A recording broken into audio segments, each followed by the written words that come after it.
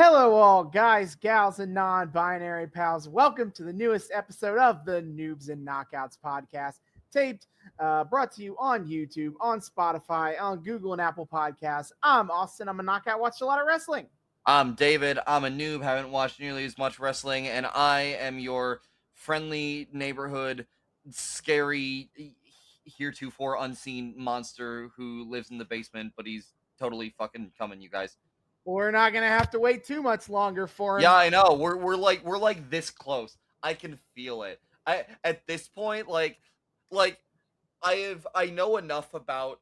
I talked about this last time. I know enough about who the fuck Jeff Cobb is now that waiting for Matanza is less like this gigantic mystery for me of like, oh, what's it gonna be? Who's it gonna be? And more just like, okay, when is Jeff Cobb showing up in probably some sort of spooky eldritch horror looking mask to murder people?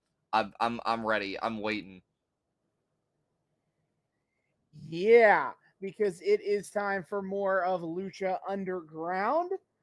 As we are coming down the stretch here, I didn't know I won't know if I wanted to do this now or talk about like how close are we actually to the end of the season. I want to go ahead and break down.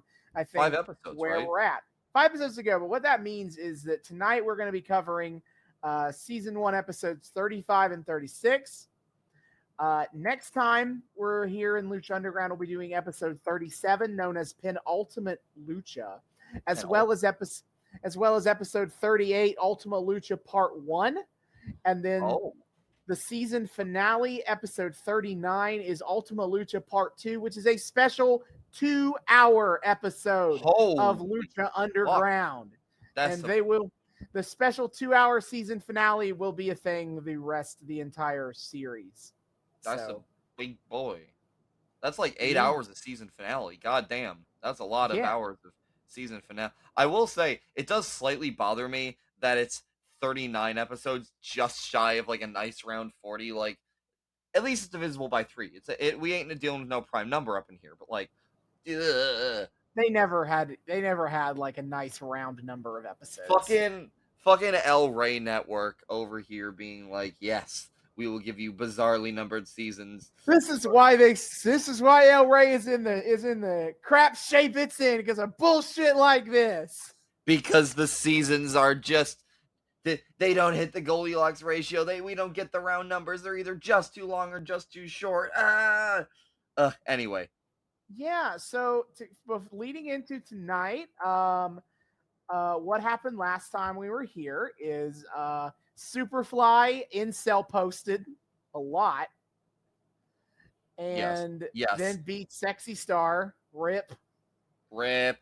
Yeah, the dumbest bullshit ever of Superfly coming in and like kind of squashing Sexy Star, which is bullshit, and I refuse to suspend my disbelief that Ultimate Jobber Superfly just happened to get super duper strong TM purely off of incel rage. But okay. Yeah, fuck that. Aerostar became the third possessor of a medallion. Yeah, I know. All the kind of like cool mid-card like cult faves who you wouldn't imagine like getting all that much accolade just keep getting these fucking medallions, which again, I maintain as always, definitely fucking cursed. Yeah, so far we've had Phoenix, though he has not been seen since he was murdered. Since he was murdered. Since fucking Mil Muertes was like, hey Phoenix, that's a nice life you got there, but what if you just like didn't? Yeah, but Phoenix technically has one of the medallions, and then Jack Evans has a medallion, and Aerostar has a medallion. And I will go ahead and say is that tonight we're gonna get some more medallion stuff going. Oh shit! I mean, we got a lot of medallions to dish out in a short period of time. So like, unless they're like gonna carry that medallion shit, the medallion quest over to season 2, which would be a wild thing for them to do. We got a lot of medallions to dish out in a short period of time. We gotta get all those motherfuckers out so we can see exactly how they're cursed and exactly how they're gonna screw over every single person who possesses one. Mm-hmm. Yeah, yes. So then we had a number 1 contenders match for the Lucha Underground Championship from Ultima Lucha. Mil Muertes, beat Drago, and so Drago versus Prince Puma is a no-go, but Prince Puma versus Mil Muertes is a go-go. So the question is, will Mil Muertes now look at Prince Puma and go, lifened? He's gonna try. He's gonna do his damnedest. Prince Puma is a slippery motherfucker. That boy, I mean, he's strong. Don't get me wrong. He can wrestle with the best of them. He's beaten machines. He's beaten swaggering, strutting assholes. He's beaten a man with very sexy long hair that always seems to find a way to blow in the wind inside of the Underground Fight Temple. Can he beat the Zombie Man? We find out. Well, speaking of swaggering assholes, Chavo Guerrero used his cashed in his favor from Dario to get himself a Lucha Underground Championship match, and he still kind of got owned. Yeah, it's so fucking. It's still so fucking stupid. This whole Chavo thing is it's great, but it's also so funny to me that he's a lying, cheating, stealing asshole because he's a Guerrero, and what's the difference between those two sentences? Guerrero and lying, cheating, stealing asshole. But he's also kind of this goof, this excitable, overconfident goof who's like, yeah, I can totally just take on Mil Muertes, who is just known to murderize people. Yeah, I can totally just escape scot-free from being hunted down by the entirety of Mexico. Yeah, I can just casually pit fucking, who was it? Blue Demon and who else against each other, and Tejano and Tejano against each other, so they're not going after me. Like, he's just kind of this like almost cartoony goofball in just how many like Machiavellian machinations he has running at the same time. And I really hope to God we get to see all of them collapse in on him in like Wile E. Coyote-esque fashion. Mm-hmm. That's a good point to bring up, is Tejano beat Delavar Davari again. And then at the end of the episode, Conan came to Tejano in the locker room and was like, I'm banned from the ringside in this match, but you can interfere all you want. And so he helped whoop Chavo's ass and was like, Mexico's still coming for you, you piece of shit. And then Chavo Guerrero decided to needle Blue Demon Jr. and be like, hey, have you ever considered that you're a big bitch and a loser? And the crowd likes Tejano as the face of Mexico more than you. And Blue Demon's like, shut up! I'm Mexico. Which is so fucking random, may I add. Like, of all the people you're going to try to convince Blue Demon to be, like, jealous of for the crowd's affection, it's recently turned Tejano? Not, like, cultural hero icon Alberto El Patron or ultimate good guy forever, happy, perfect babyface Prince Puma or any of the other the thing is none of those other people have beef with Chavo, so Chavo doesn't really care. But like, why is Blue Demon falling for it? You'd think like he'd be like, I mean, yeah, Tejano's okay, but like, does he get that much of a pop like compared to some of his contemporaries? I don't think this show has established Blue Demon as a particularly smart person. The show hasn't established Blue Demon at all. They've thrown him in and had him get his ass kicked a few times. Then he disappears and just kind of shows back up again and gets his ass kicked again. There is no establishment to be had at all. Just none. Well, you're not wrong, but also don't expect much. Sad. Extremely sad. Drago defeated Hernandez by DQ after Hernandez accosted a fan and stole his belt and started whipping Drago with it. Yeah, which again, you have told me to expect that fucking that fan is gonna become a player in all of this. So I'm excited to see where the fuck that goes. Yeah. That definitely leads somewhere to where all that was going. Yeah. I'm wondering what that's going to be. Alberto El Patron beat Marty the Moth Martinez. I continue to be gaslit about who the babyface is in this Alberto El Patron Johnny Mundo story. I know. I still don't understand the like aggressive gaslighting from the show about this. Why? Why are they doing this to us? They're like, hey, yeah, if you watch the show, Alberto El Patron's an asshole. Then he comes out in front of the crowd. They're like, hey, everybody loves this guy. Hey, he's a fucking hero. Everybody loves Alberto El Patron. Boo Johnny Mundo. He threw our good guy hero through a window. So that means he's evil and has done one of the few things that can actually piss off this extremely bloodthirsty audience. Mm-hmm. Marty the Moth, meanwhile, continues to be creepy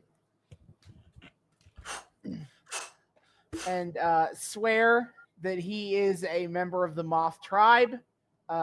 Press X to doubt at this point in time. Huge X to doubt. Meanwhile, in events that have only happened backstage so far, is Mil Muertes and Catrina went around and was like, we're going to beat y'all up because death is coming for you all, to like 3 different people.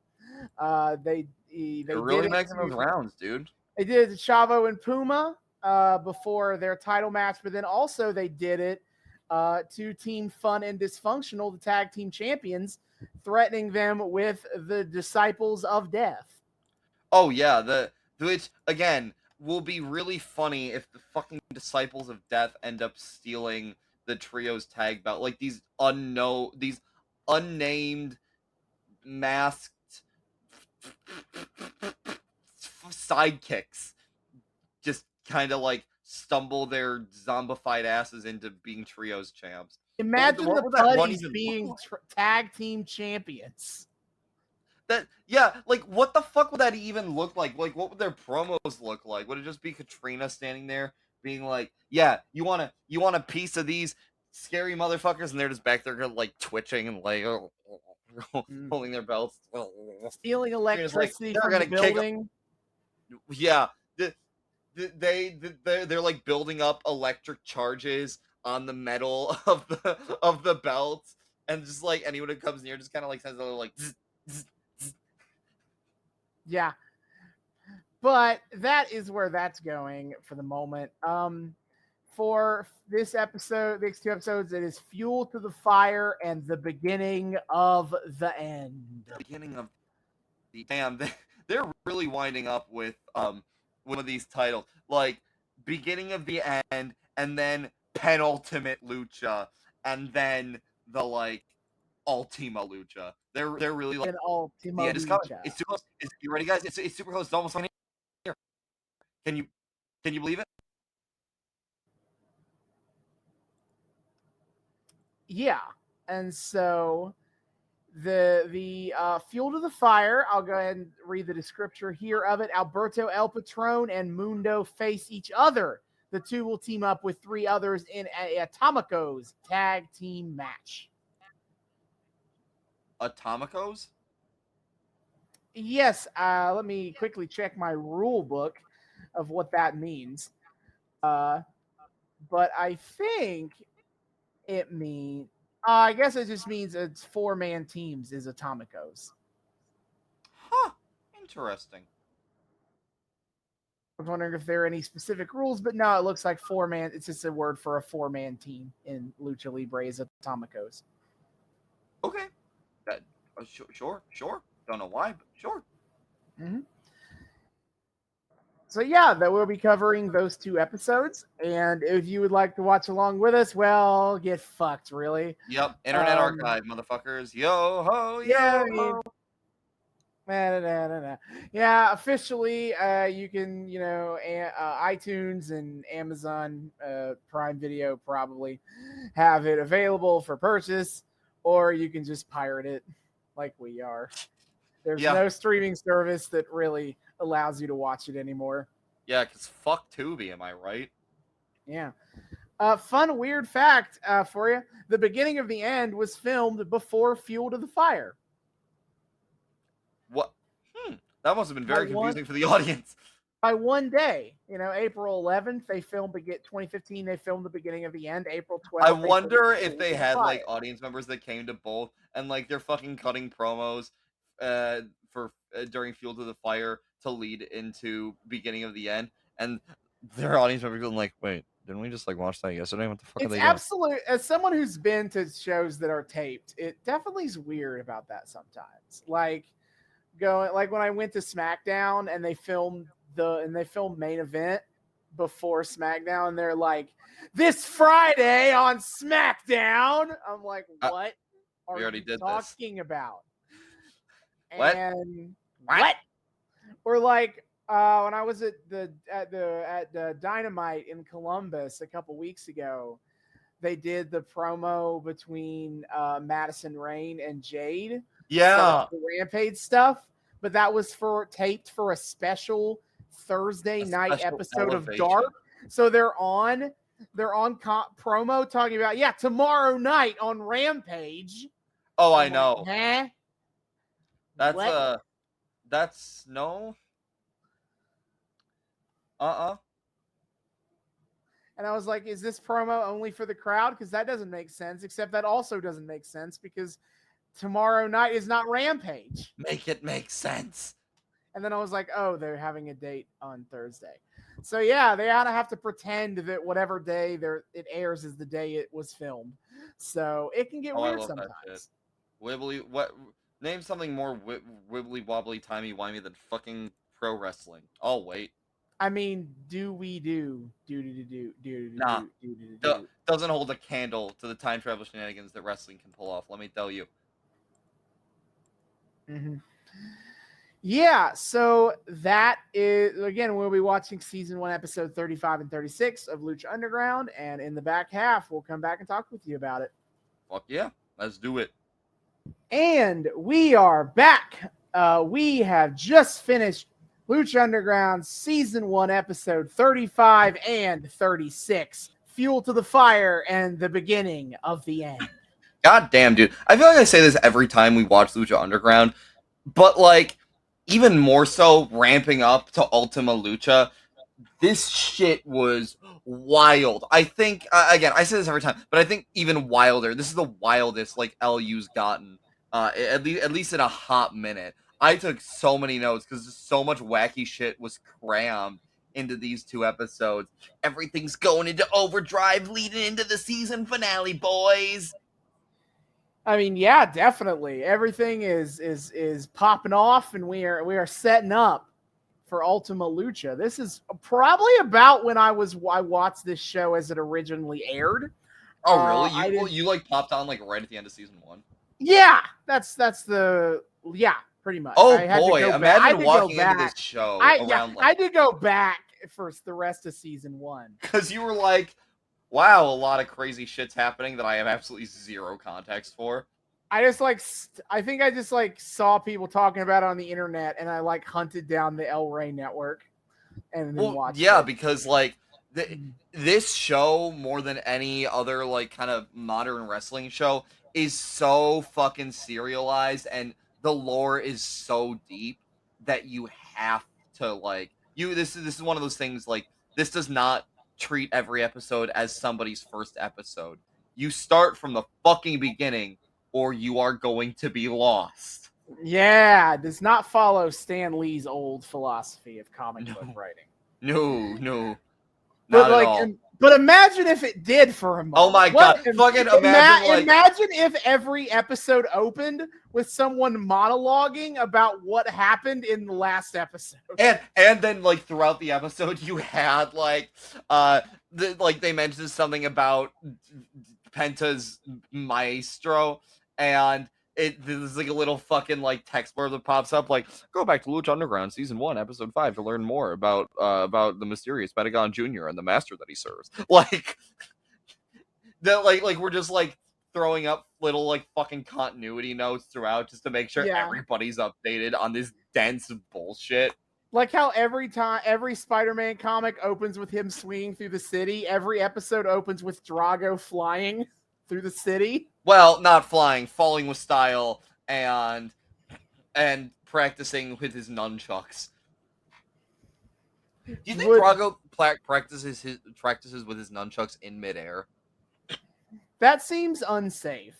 It does, but he also seems like the kind of tryhard who would do both. Sadly, I don't think this show will ever confirm or deny that he does that. I think that's lame. I want a fucking bad green screen shot of Drago like flying through the air. Like I want it blatantly obvious that it's a green screen shot. I want there to be like green fuzz all around Drago's outline. I want him to look like slightly disproportionate to like the fucking cityscape they have him flying above. I want the whole shebang just so we can get a shot of Drago practicing with his nunchucks in midair. Give it to me. Give me the bad green screen effects. I need it in my life. Yes. But let's actually get back to the episodes in question. Just fun thought experiment idea of like, what if Stan Lee wrote Lucha Underground? This whole fucking show is a thought experiment. Anyway. Yeah, so we start in the dojo, in Pentagon Jr.'s dojo. Yeah, and Penta is training, and off the bat I had to laugh because part of it is as part of his like fucking training routine, his martial arts practice set or whatever, he includes the fucking Cerro Miedo pop, and I'm like, wait, is that like part of his move set? Is that like a fucking jutsu he has to practice or something? Like, why does he look like he's exerting so much effort that he goes Cerro Miedo? Like he's like his hand is vibrating as he like twists it downward. That wrist has been working on that pop all fucking day. Oh my god. It's an essential part of his routine. Well, you go up to Penta training and you go, is he, you know,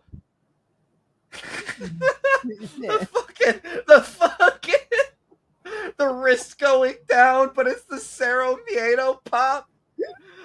Oh, it's so dumb. Oh my god, it's one of the dumbest things I've ever said on this show. Holy shit, we're off to a great start. Yeah, so he is in the dojo, he's training, and then he starts praying to his master. Maestro.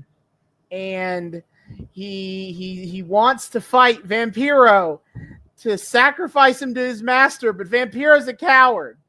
What's he got to do? Excuse you. He wants to fight Ian Hodgkinson.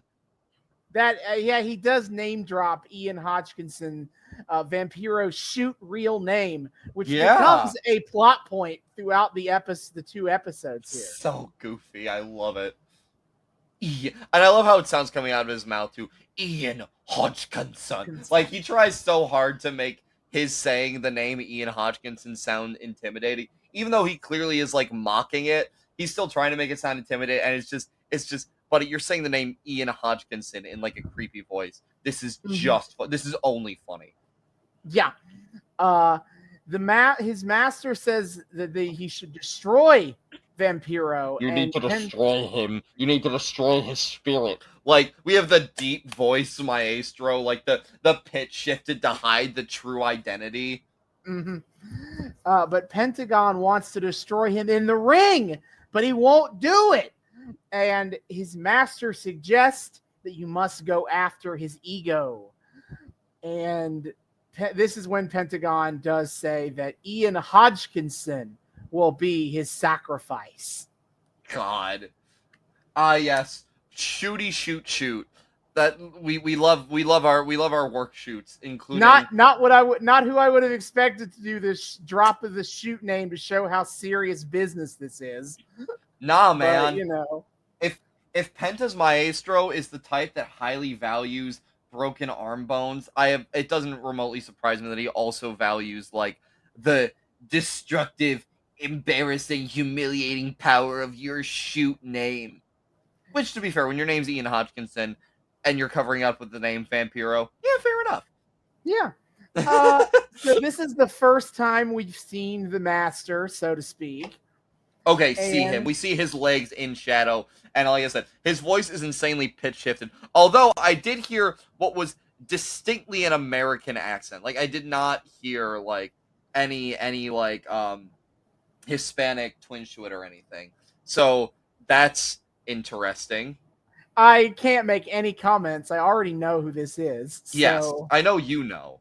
Yeah, but for me, I'm wondering like how the fuck that factors in, and like it's doubly funny that his master sounds like he has a clearly American accent when this is the whole like Penta comes from fucking samurai training in Japan, so he must have dragged in a member of the Bullet Club or some shit. I don't fucking know. Yeah. Oh shit, Doc Gallows is his master. I have no point of reference for that, but yes. Yeah. If you know, you know. I ladies and gentlemen, and those who lieth betwixt, I do not in fact know. What a noob. Damn, you'd think that's like what half of our show was called or something. All right, but my point was, we are getting close. We are the first time meeting the master, and we are getting close to the reveal of who the master is. Reborn. And we're gonna have a fucking TARDIS showing up on set or something soon. Anyway, that would be something. It would be wild. Maybe in the comic books. You know, I feel like Doctor Who would be ripe for a fucking crossover with Lucha Underground. That'd be magical. Anyway. Yeah, which Doctor though? Oh, fuck. Okay, there are a few options here, I feel. All right. Sure. You could do Third Doctor, because he liked to do it like He'll do the Venusian Aikido all over the temple. Yeah, he liked his kung fu fighting. I feel like Sixth Doctor would love like all the fucking insane costumes and would be like really uppity about luchador culture, like just really pompous about how much he knows about it. 10 feels like an obvious one to put because he's like the young guy. 10 and 11 both kind of like feel like they would fit in the audience of a wrestling show. And I feel like we can have 12 like we could have 12 being like the old wrestling fan. Like he's super into like all the fucking like classics. Like he's really rooting for Blue Demon Jr. Actually, I could also see 13th Doctor like wholesome posting all over. Like she's always rooting for the she's always rooting for like the babiest of baby faces. She has a fucking heart to heart with Sexy Star. Yeah, she would love Sexy Star. She would love Sexy Star, dude. I feel like 13th Doctor hanging out with Sexy Star would be so goddamn perfect. Which is perfect because Sexy Star's beefing with Penta. So actually, I think we found it. We have cracked the case. Absolutely. Sasha Dewan is the master. Yeah. Master. And we're all going to say, oh. Oh my, what? Oh, brother. I love alienating our audience. Is this time it's my favorite thing to do. Is this where I start doing the Doctor Who hot takes if we're talking about 13th Doctor? 13th Doctor is good. The her era is good. I will hear no arguments to the contrary. I am right. So absolutely not. All right, on to back to the show. We are at the first match of the show.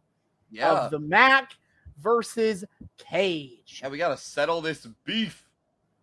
Yeah, I made a note that on commentary, one of them, I think Stryker, called the Mac Lucha Ron Funches. What? Ron Funches, the comedian? I do not know who that is. Oof. Well, great. Well, he's a stand-up comedian. He's very funny. But the Mac and Cage, they pretty much have some beefy boys, but also they can do the flips smash. Dude, the fucking work rate in this match was insane. Holy shit. Those boys were going to work.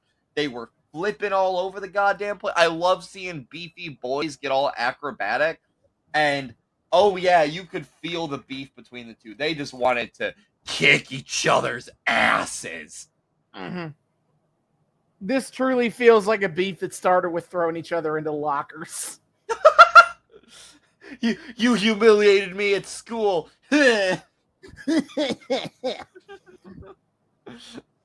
Absolutely. honestly, that fits for. I could see Cage being like the high school jock who was a massive bully, and like Mac hangs out with the nerds, but he's also really beefy, and he's like standing up for his friends who otherwise can't fend for themselves. Like, yeah, that dynamic kind of scans. Mm. I wrote Vampiro's bizarre Guardian Angels rant, but I don't remember. Now looking back, I don't remember anything about it. He had a bizarre Guardian Angels rant. Fucking, and Stryker made a fucking honey badger meme reference. He did. I think called like either Vampiro or Stryker called like Mac like a honey bear, and Stryker transitioned this into like, well, honey badger, they say about honey badgers, like, and there's just nothing dude, else. Like, fuck off. God, this was God.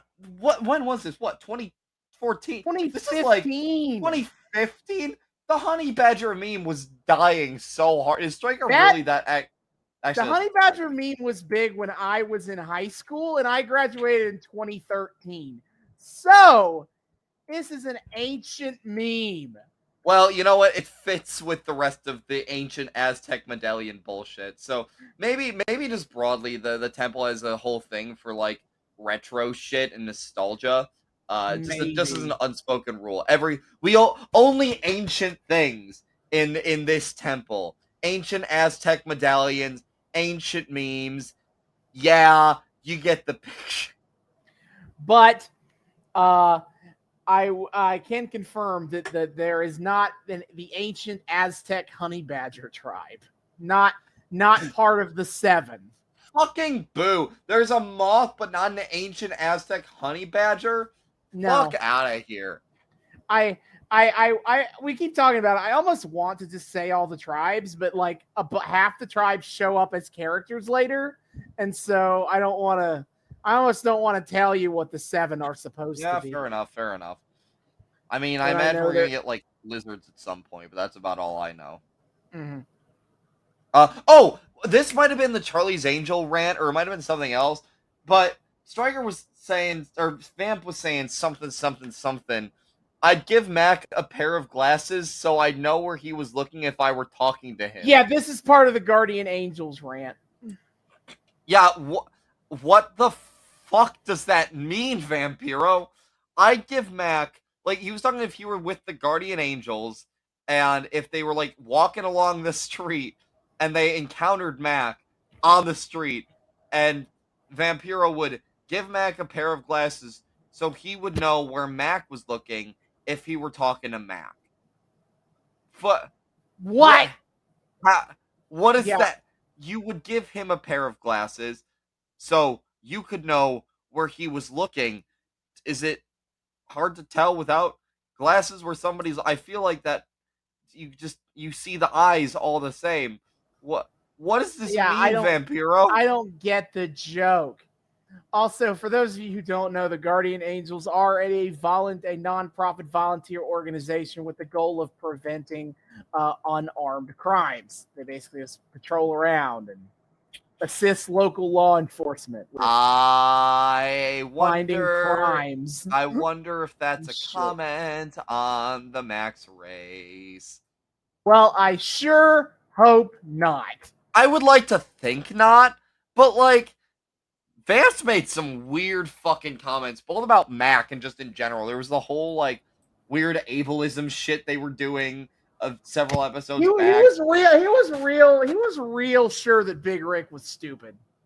Yeah, and again, like you said, it could just be that he's the big beefy boy, but like he sure doesn't say that about other big beefy boys. Yeah, he doesn't like call Hernandez stupid. Yeah, no.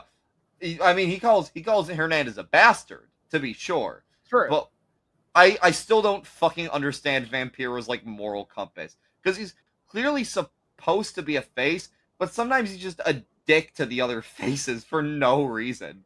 Yeah, it's kind of like however his personal feelings are is basically what he just says. Yeah, they're not handed scripts. Vamp is just expressing his own like IRL work or shoot feelings on all of these people. Yeah, I guess so. Honestly, I can see that. That feels very Vampiro. Yeah, in the match here, as Cage hits his big discus lariat, and but Mac kicks out of it, and then Mac dodges I think it was a kick from Cage, and he rolls him up for the W. Oh, so yeah. Mac pinned Cage. Dude, that tricky shit. Only, I felt like I was the second person in Lucha Underground to pin Cage. Yeah. That's why I was not expecting that. I was expecting Cage to kick Mac's ass. Mm-hmm. And Cage is pissed. Oh my! I literally have that same note. I literally have Cage is pissed. He's so fucking angry that he's like, God damn it! I lose to Puma, and now it's all downhill, and I'm getting bullied by the people I used to shove into lockers. He's fixing to shove Mac into so many fucking lockers after this dude. It's ridiculous. Yeah, this is not over between the Mac and Cage. Not by a long shot. There's beef. Have they announced an Ultima Lucha fight between the two of them? Not at the moment. I have the Ultima Lucha card they have announced so far. But okay, when they bring it up, I think next episode when they run them down. I feel like we might get some Mac Cage Parto Doso at the next episode announced for Ultima Lucha, because this feels like a beef that's only getting bigger. You know, Brian Cage is not a man typically known for his ability to let things go. No, not at all. Not particularly in his skill set. I mean, welcome to pro wrestling, but like him in particular, he doesn't take loss well. Anyway. No. So after that, we cut backstage, and Catrina is walking around in the darkness, lurking, as it was. And she comes up to Son of Havoc, who is getting his title belt out of his locker. Oh, yeah. Catrina's here to just fuck with Son of Havoc more. And, yeah, you know, she pokes him in the back and then spoofs away and then teleports in front of him. It's so broken that she gets fucking teleportation powers too. You know, maybe that's why they just that's why she doesn't go in ring, because she'd be like too broken, too OP. They nerfed her for the in ring, so she can't. Every time you try to pin her, she just poofs fucking out. Yeah, and she's like, actually, I'm on top of you, bitch. How the hell does that even work? What the hell? By God, that Jezebel. That bloody Jezebel. That damn bloody Jezebel. Just disapparated out of that pin. How'd you do that? Jim Ross commentating Lucha Underground. Oh no, that would be a time. Thank God that didn't happen. Thank God. But yeah, so Catrina says, soon my disciples of death will be after your gold, but tonight death comes for you. And then we see Evilise behind her, and Evilise is like, hey, what are you doing? That's my ragdoll to abuse. Get away. Hey, only I'm allowed to be physically and verbally abusive to Son of Havoc. And so she tries to push at Catrina. Catrina teleports out so that instead Evilise actually pushes into Son of Havoc, and we do the classic rom-com biddy here of Evilise falls on top of Son of Havoc, and then Angelico walks in and is like, oh God, I hope you two aren't getting back together. And then they both look at him and go, shut up. Honestly, that was it. Dude, I fucking love Fun and Dysfunctional with all of my heart. They have no right being as charming, as charismatic, and as abjectly fucking lovable as they are. And I'm so sad we're going to see them stripped of their titles to the fucking putties. Fuck out of here. Darkness will fall over Lucha. Well, no, not darkness, because those motherfuckers love nothing more than doing zappy lightning and lighting up the room real bright. So I feel like it's the kind of exact opposite of darkness. Darkness is lightning. Lightning is darkness. Ah, yes, that very common of like truisms. Absolutely, darkness is lightning, and lightning is darkness. You know that common saying that everybody knows. Everybody knows it. Everybody knows that darkness is lightning, and lightning is darkness. Come on now. Yeah. I don't know why I turned into Mickey Mouse there, but anyway. Oh, lightning is darkness. Oh. Nope. Moving on. Can I get this show on the rights of this show go on Disney Plus? Oh God. The mouse controls all 7 Aztec medallions. Dude, I feel like Mickey Mouse and Dario Cueto would make great bedfellows, actually. You forgot the 8th Aztec tribe, the mouse.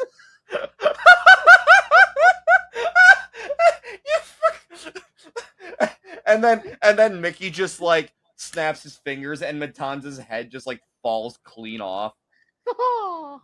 There can only be one eldritch monstrosity here, bitch. Christ. What were we talking about? We're in a weird mood tonight, buddy, but I kind of love it. Yeah, what? Okay. So this podcast, dude, this podcast that is at its best when it's utterly unhinged. So honestly, this is probably for the best. Yeah, so okay. We had the bit in the locker room. Just okay.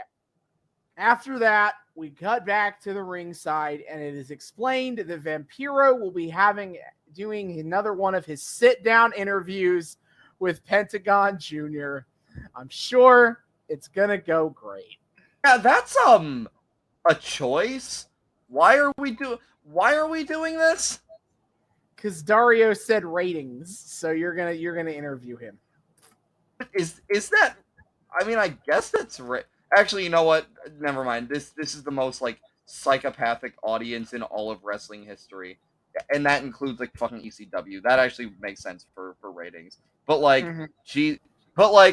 Vamp begins the This is where like it gets weird off the bat because Vamp begins the interview giving a very heartfelt apology to Penta for like getting in his business or whatever. Like, that's not my place. I shouldn't do. But like, normally I think white knighting is cringe, but I feel like going up to bat for Sexy Star here, and like ever since then, Penta being the aggressor against you is not the thing you need to apologize for. Have you really become that fucking conflict averse, Ian? Well, he swears he's a family man now. We'll get to that part.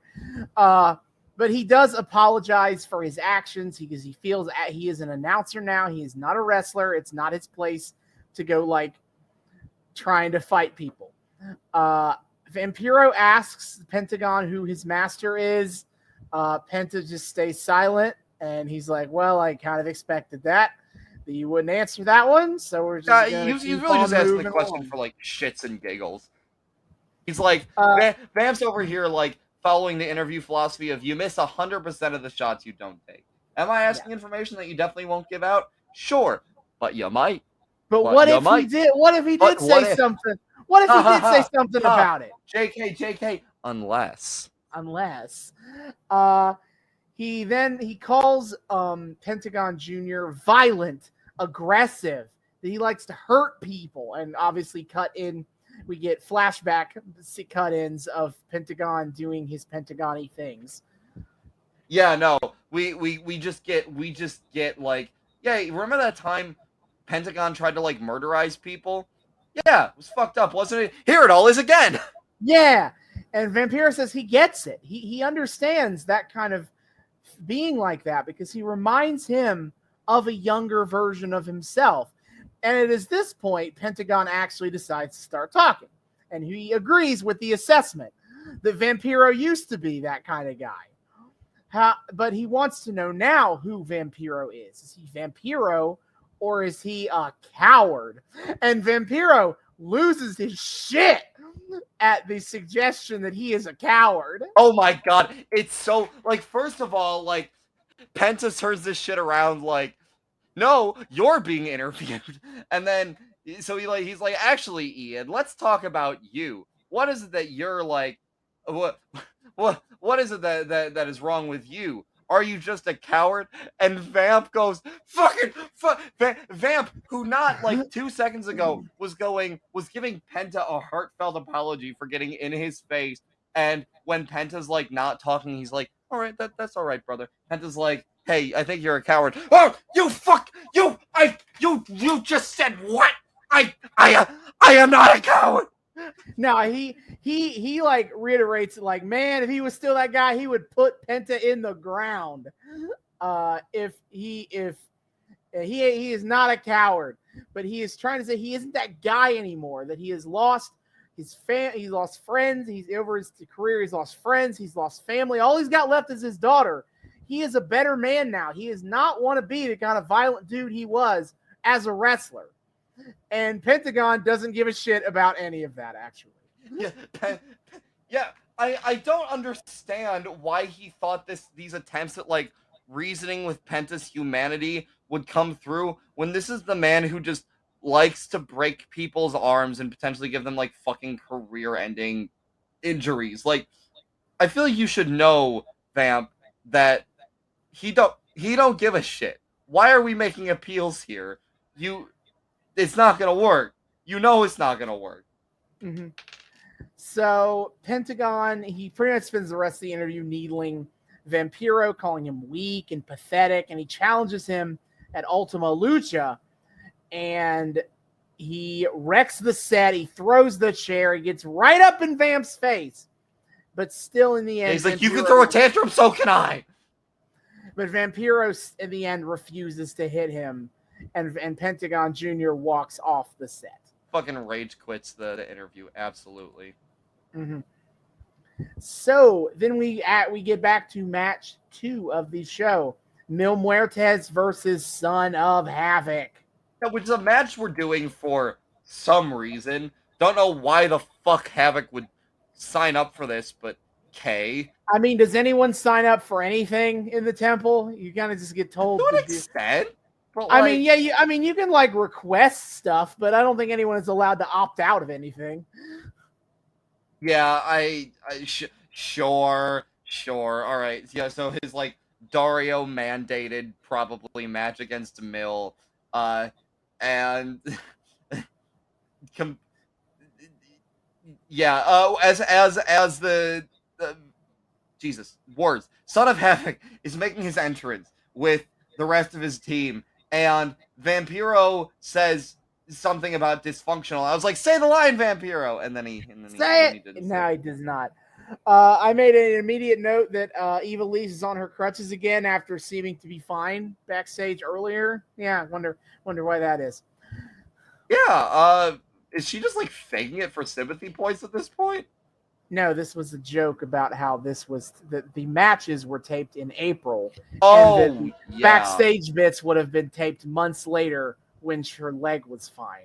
Oh shit! I was pointing out a continuity error.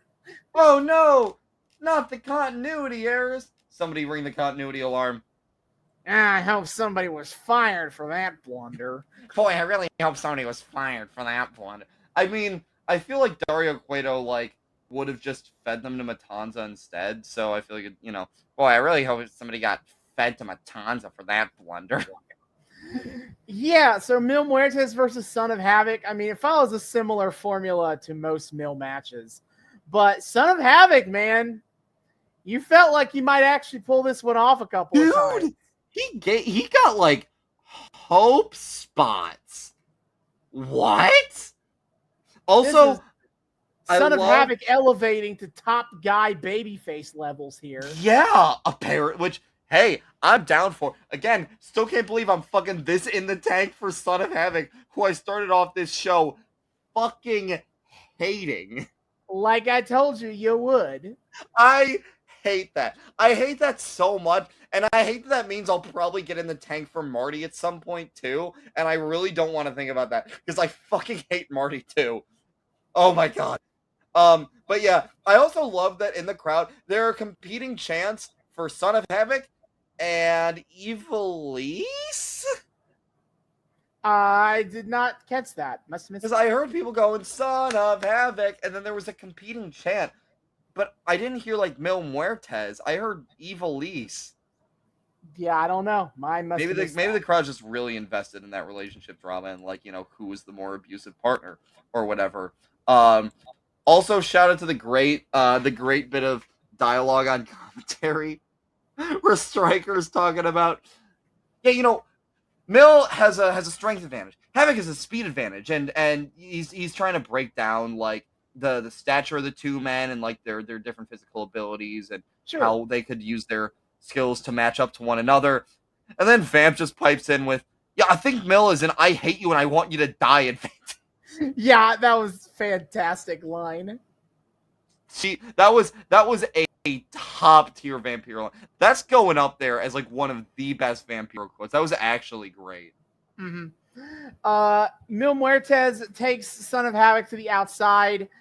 He pulls Havoc over to where the wooden chairs are near the announce desk and just chucks him through the table, through the chairs. Oh my god! Again, Mil out here to murderize everybody. And then he immediately afterwards power bombs Son of Havoc onto the announce table, which does not break. So, ow.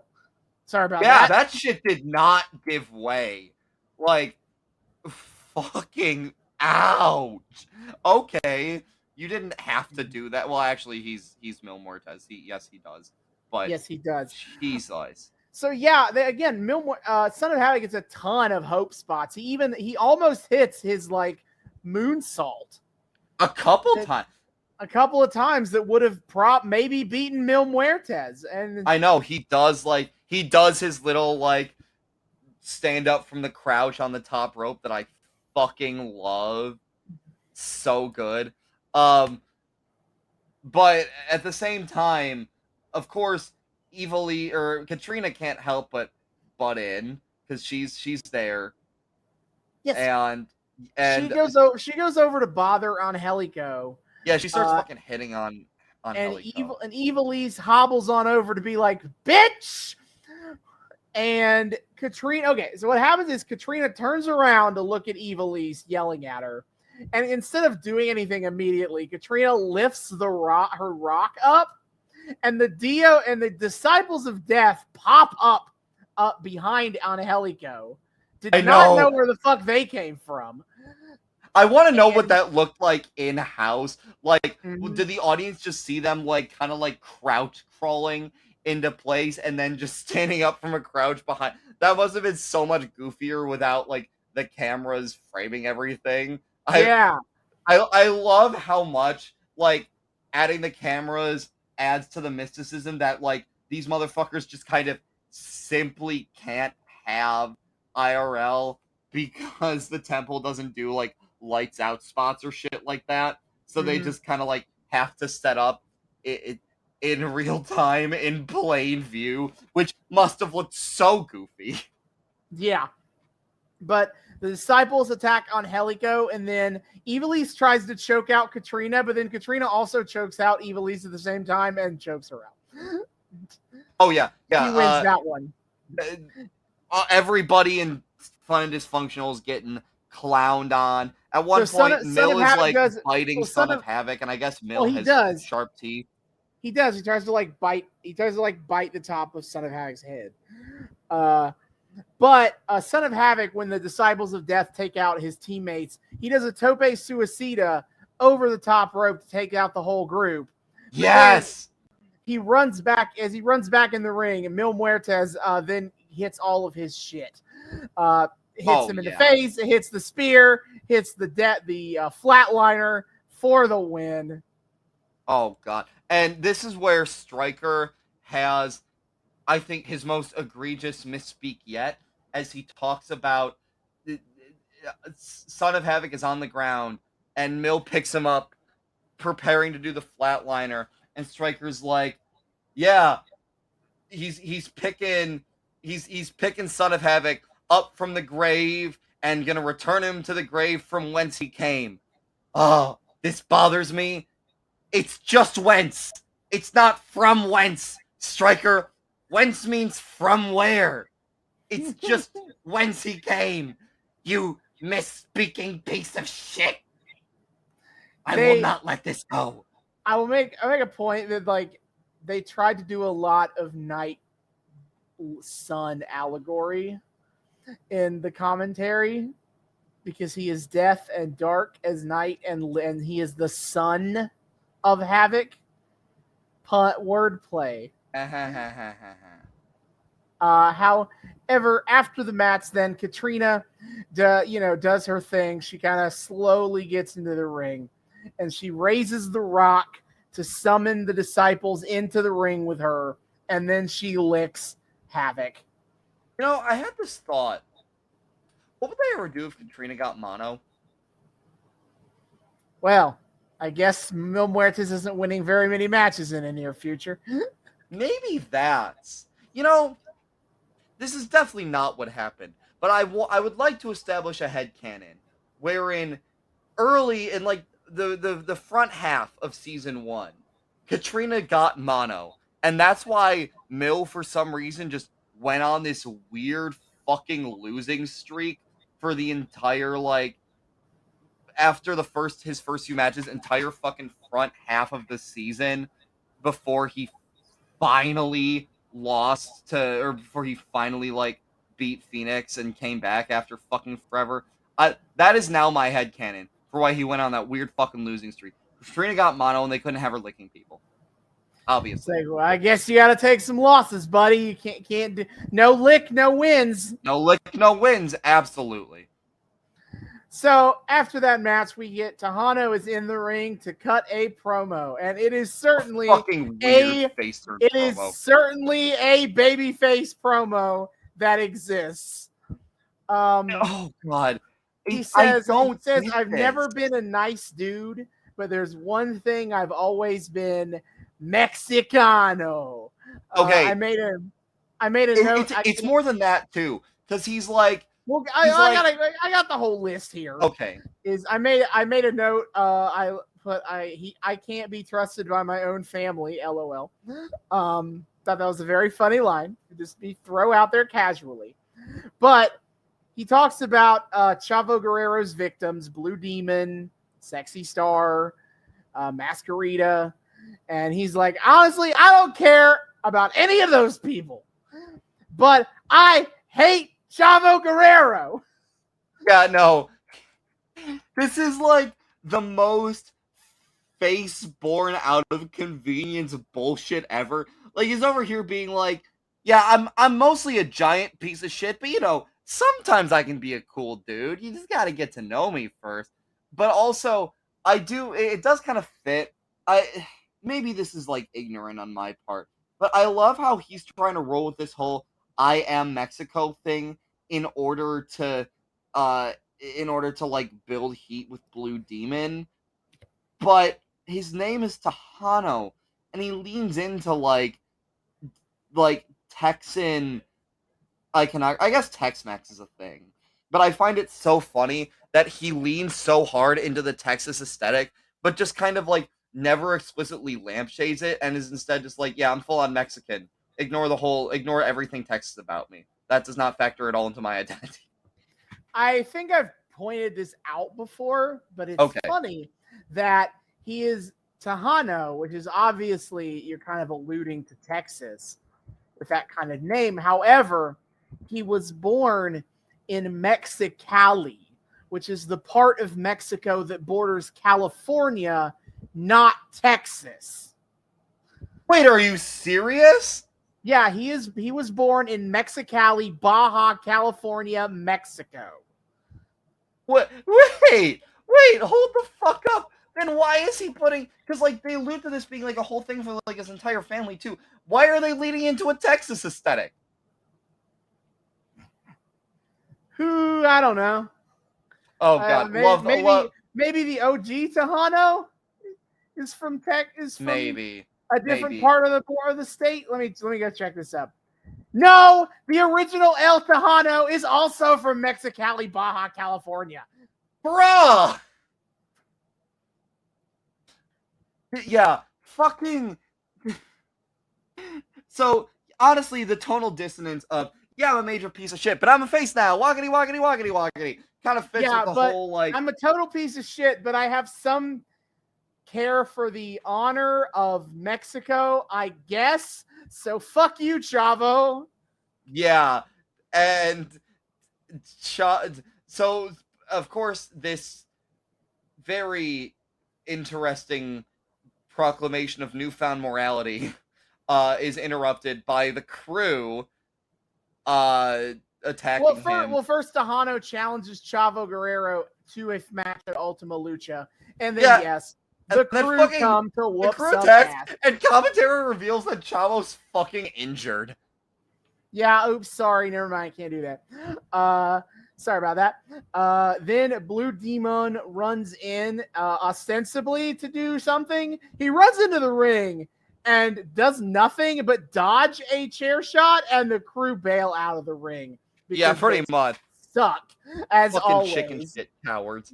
But then Mr. Cisco gets a chair and tosses it into the ring, and Blue Demon takes the chair and hits Tejano in the face with it. Here he comes to save the dad, to turn heel and join the crew. Yeah, apparently he is known as the last true real Rudo. Yeah, what the fuck? I did not know that about Blue Demon Jr., but I guess that does check out. Up until now, they've been treating him as this, like, fucking happy to be here baby face. So what this, for someone who doesn't know jack fuck about Blue Demon, this was so out of left field, and I find it so goddamn funny. Yeah, I was not prepared for Blue Demon to be historically a giant piece of shit, actually. Yeah, well, he's just really fucking mad that anyone else is trying to claim identity ship with Mexico. He is Mexico! Don't you dare insinuate otherwise, you piece of shit!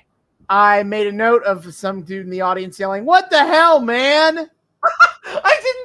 I love the randos in the audience who just get their shit caught on mic by coincidence.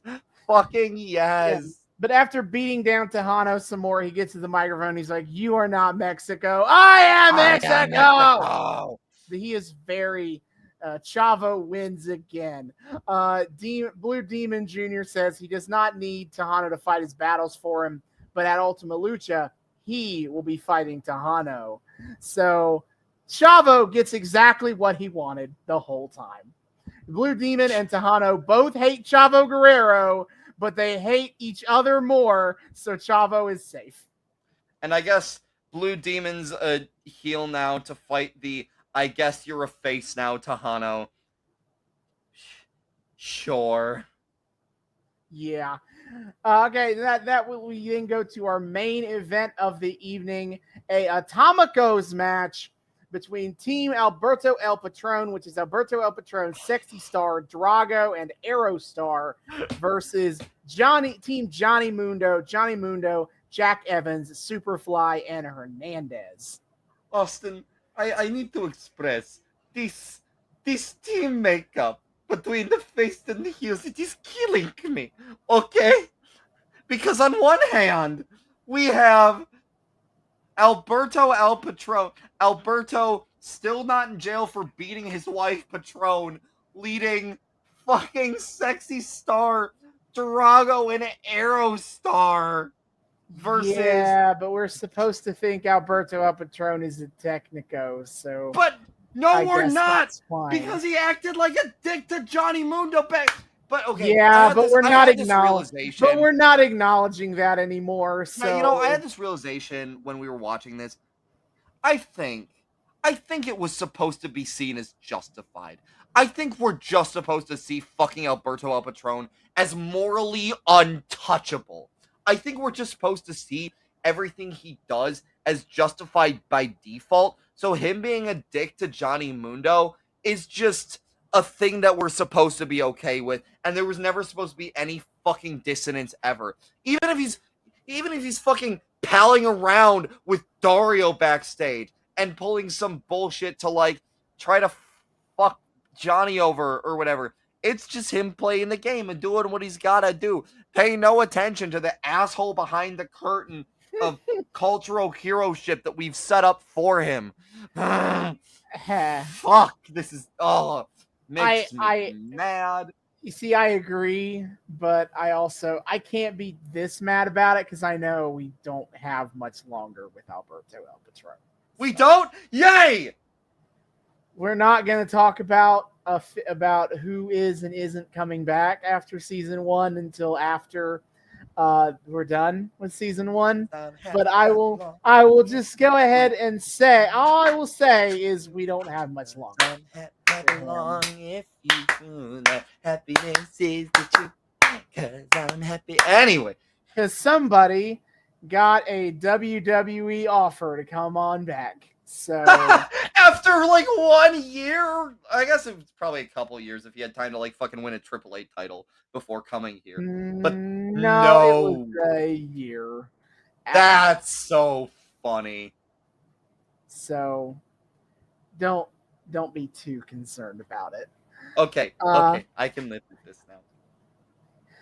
I wrote WWE Raw ass tag main event. Yeah, what the it is fuck? Because it is, what I mean by that is take a bunch of separated feuds and then have them all just tag team each other to have them all interact at the same time. Very WWE main event of Raw. And you have a couple like fucking ex-WWE guys just leading the teams. You got Alberto Del Rio versus John Morrison. Yeah.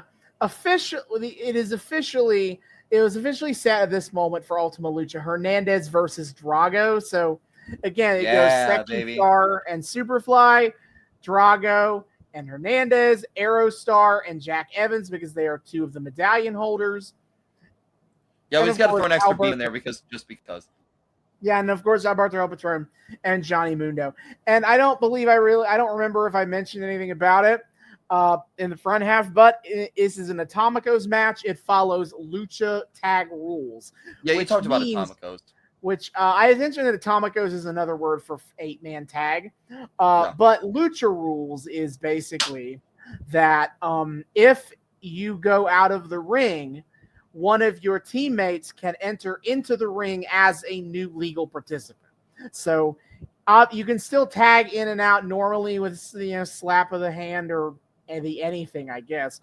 But you can also tag in and out legally by just going out of the ring and somebody else just running in. The idea being to help keep the pace of the match up.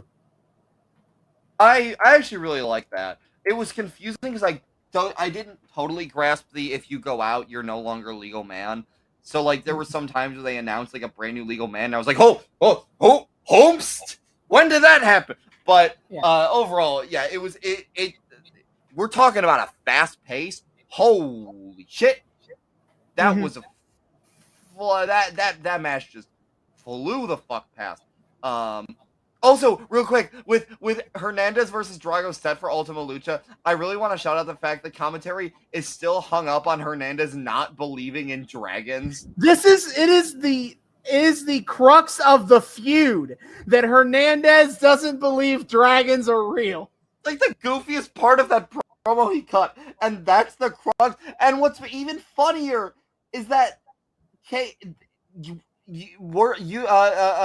Earth 3 kayfabe here objectively proves him wrong. He is objectively incorrect about this.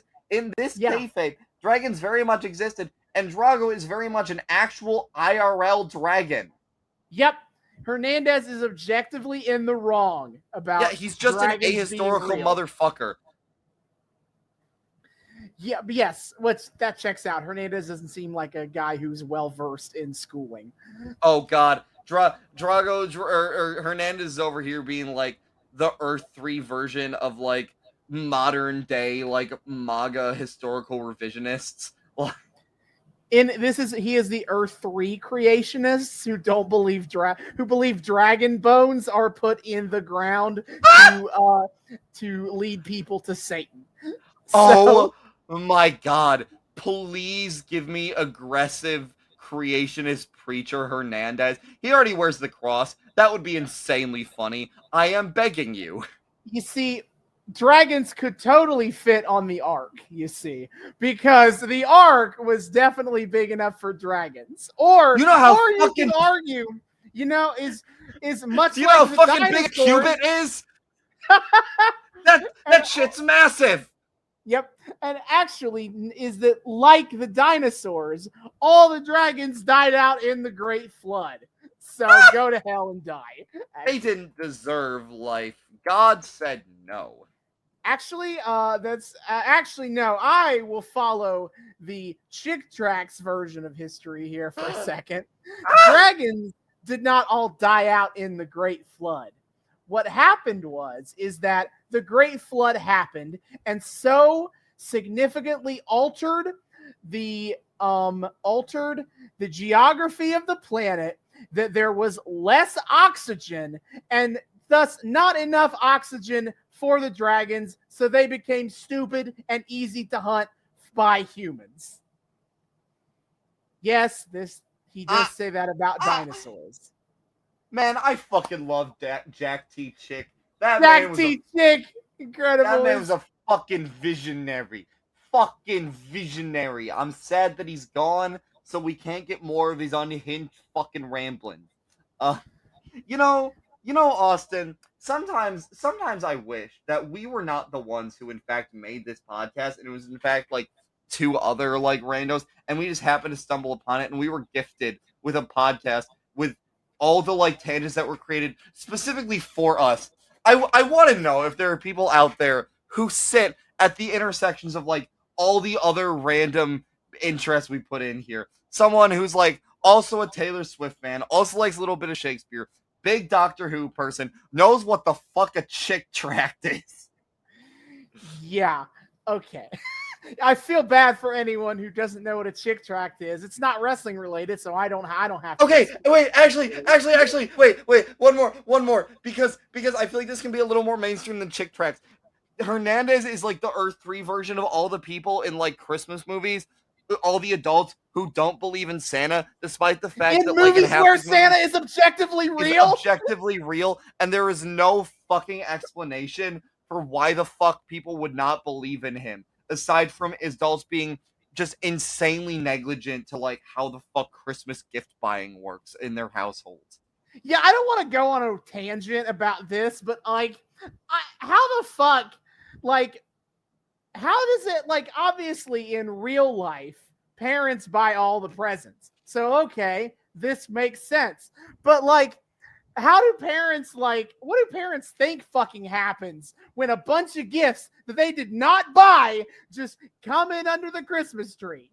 I don't know. I have, like, a few different like headcanons about how that might work, but they're all bullshit reaches, and I just try not to think about it at this point because it hurts my brain too much. Apparently, but again, all adults are just too cynical that they don't even think about it. Honestly, that's probably it. Just because thematic bullshit or whatever, you need childlike wonder to appreciate Christmas.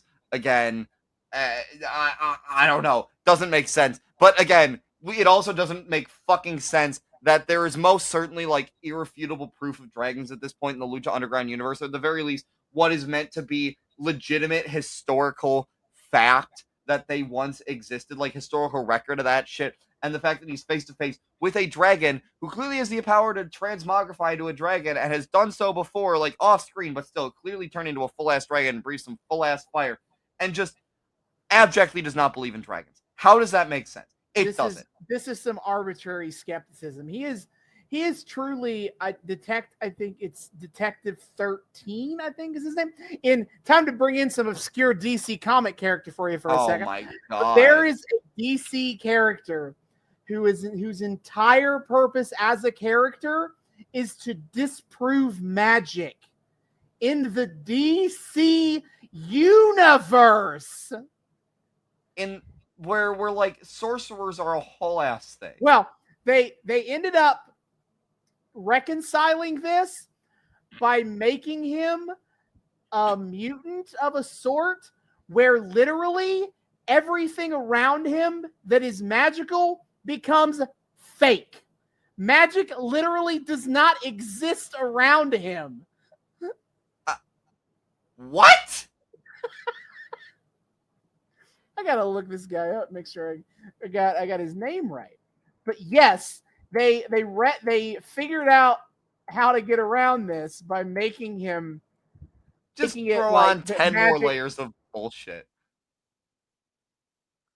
Don't just have it be that like he's exposing fake magician. You know, we could have an obvious. You know, we could go with the obvious thing here of like he just hasn't encountered any like real magic before. Somehow. Like he's only encountered hucksters and shit somehow. But no, instead he's a fucking reality altering mutant. Except the reality altering is passive and specifically focused on just turning real magic around him into smoke and mirrors for some reason. So he never has to be wrong. How does that even work? Don't know. I've never actually read his comics. I've just read up on this character and it's like, this is the most insane thing I've ever seen. And they say Marvel gets squirrely about mutant powers. Holy shit. Now, okay. I gotta go. Excuse me while we take a break to TV tropes. If I look up arbitrary skepticism, I am almost certainly going to find this guy. Because we can't just not have the name now. Oh, no. Let's see. Please. Please. I am going to find this fucking asshole. God damn it. Where is he? I don't know. He's too obscure. I could have sworn I've seen him on Wikipedia on TV tropes before, and that's where I first heard about this fucking dude. Of course you did. This is important that I figure out this fucking crazy asshole who can change the world around him so that all magic is fake. Reed Richards apparently disbelieves magic. That's interesting. What? I fucking hate comic books, dude. Holy shit. How does Bruce Wayne consider himself an atheist? How does anyone a superhero in any universe? You know what? I'm not surprised that Bruce Wayne is like lay Reddit atheist, okay? I feel like he's a big Richard Dawkins guy. Oh God. Okay. Sorry for this tangent, folks. I love our tangents. This is all Drago's fault because in the show gives him a fantastic origin of he's a fucking dragon, but does absolutely nothing to fill in any details about that. So we just keep making up new details about it. And now we just have like lay Reddit dragon non-believer. A dragon truther. Please let Hernandez walk into his Ultima Lucha fight against Drago with a fucking fedora on. I will pay so much money to have that happen. So back to the actual match for those of you who stayed through that tangent of stupid witchcraft. The match is very good. It is extremely good. Basically use the highest flyer flippy dudes, Drago, Aerostar, Jack Evans, and Superfly to kind of anchor most of the match. Mm-hmm. Hernandez has limited spots of him being the biggest, strongest boy. Mundo spends a lot of the early match trying to not fight at all. Alberto El Patron is kind of treated as a final boss-esque kind of character. And Sexy Star also is kind of used in a limited capacity. Sexy Star dicks on Superfly. A lot of people dick on Superfly, which is great. At one point, El Patron is starting to like head toward getting in the ring, and fucking Johnny Mundo trips him. And they fucking Benny Hill chase out of the fighting arena, which is like the first of, I think, like 3 or 4 times I started hysterically laughing during this particular watch session, because literally Johnny Mundo trips Patron. Patron turns around, sees him, has his like angry face TM on, and Johnny Mundo just goes whoop, whoop, whoop, whoop, like right the fuck out of there. Well, we gotta get. There's a few things I made notes up before we get to that part. Okay, but we had one time Alberto was out on the outside, and I think Johnny Mundo did start this. Is he like knocked him off the apron and out? He attacked him from the apron, and then like eventually all 4 of the heels come over and stomped out El Patron. the same time. Oh yeah, That was which of hysterical. course, man, I love to see some good old babyface camaraderie to beat up the vicious heel. Yep. Aerostar continues to do shit I've never really seen before. In this one in particular, he does like a backwards frog splash, where like Yeah, he jumps from the middle rope to on the apron all the way to the outside, and it's the same like diving move of a frog splash, which is like it's like the movement of a frog in a jump, but instead of jumping forwards, he jumped backwards, and I'm like, what? that man is insane. That man should have a far higher profile than he does because he is honestly insane. And every fucking time he steps in the ring, he does something that nobody has ever done before. Holy fuck, is he a treat to watch. And then right after that, Drago does a dive, and nobody caught him. He overshot it, and I was like, he landed right on his head. Oh, Oof. directly the fuck on his head. I think I caught that too. That was kind of funny. Yeah. But then Mundo does the runoff bit, and Alberto chases him off, but then they almost immediately come back. Okay, except they don't return still in pursuit. Like, they just Alberto kind of just casually walks back to down the stairs as if he has successfully ran off Mundo, and then Mundo sneaks in through the entranceway. It didn't even look all that sneaky. He just kind of like casually waltzed back in too. What was the point of that runoff spot? I wrote Striker talking about momentum. Fuck. God damn it. There's also something about it's important to impress El Jefe. Like how this is basically a giant exhibition match for all of them. And God, I really wonder how long it'll take them to realize that their boss is just an evil piece of shit. And his attention that you could ever potentially garner from being impressive in a ring is only a bad thing. Hell, if anything, Drago should know this because his special fucking opportunity led to him getting banned from the goddamn temple. I would also argue that, like, do they need to impress him? Because Mundo and El Patron already have an Ultima Lucha match. Hernandez and Drago already have an Ultima Lucha match. Sexy Star and Superfly... Sexy Star already will soon have an Ultima Lucha match. And Aerostar and Jack Evans have the medallions, which presumably will have an Ultima Lucha match. Oh, God. Everything's all kind of set up already here. They don't need to impress shit. Yeah, so why? I don't know. I'm not going to question it too hard, but it is funny. Like, first of all, they should not... nobody should be interested in impressing Dario Cueto. You should be interested in keeping your head the fuck down and getting your paycheck. But also, you make a good point, yeah. Nobody goddamn here needs to impress him. They've all already garnered his attention for the most part. Like, maybe Aerostar has something to prove since he lost the chance, but he even has a fucking medallion. So, yeah. Yeah. Apparently this is when they first bring this up, because this is where I have it in my notes, is that allegedly Phoenix is will be out of action for the next few months and will not be in Ultima Lucha. I guess we can quantify death as like, what's the injury return status on that? Yeah, I'm kind of surprised he's not just dead. I'm still surprised by that. I just kind of figured like Mill would have come back and just immediately put him the fuck in the ground. Well, so the status of the original first medallion remains up in the air right now. Yes. Which we'll get more into medallion stuff in the next episode. Yes.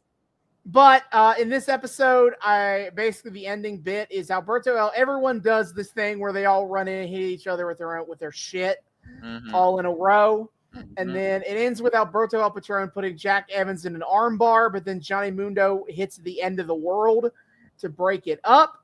Sexy Star runs in to do a crossbody on Mundo. Mundo rolls through and pins her instead, and he tries to get a handful of tights to do that. But, you know, as is usually a problem with that kind of spot, 3 counts aren't that long. So he did not have a good grip on her tights for very long. Oh, no. Not remotely. Oh yeah, But no. either But he way, still gets Johnny the Mundo gets win, I'm the sure. dirty win, and credits are rolling. Stryker is talking about stuff happening on the next episode, and then Penta sneaks up behind the desk and fucking kicks sneaks through the Vampiro in the crowd. face. The dick on Vamp at the very... That was, I think, time number 2 where I started hysterically laughing. Because what the fuck? He just kind of is like, shh, be very, very quiet. I'm hunting vampiros. Vampiros. Bam. Yeah. Get fucked. So yeah, he attacks Vamp. Again, I'm sure Vamp is gonna end up like fucking apologizing for this because Vamp might as well be goddamn Canadian. But then he dedicates his sacrifice to his master, and he brings out a gasoline can and pours it all over Vampiro.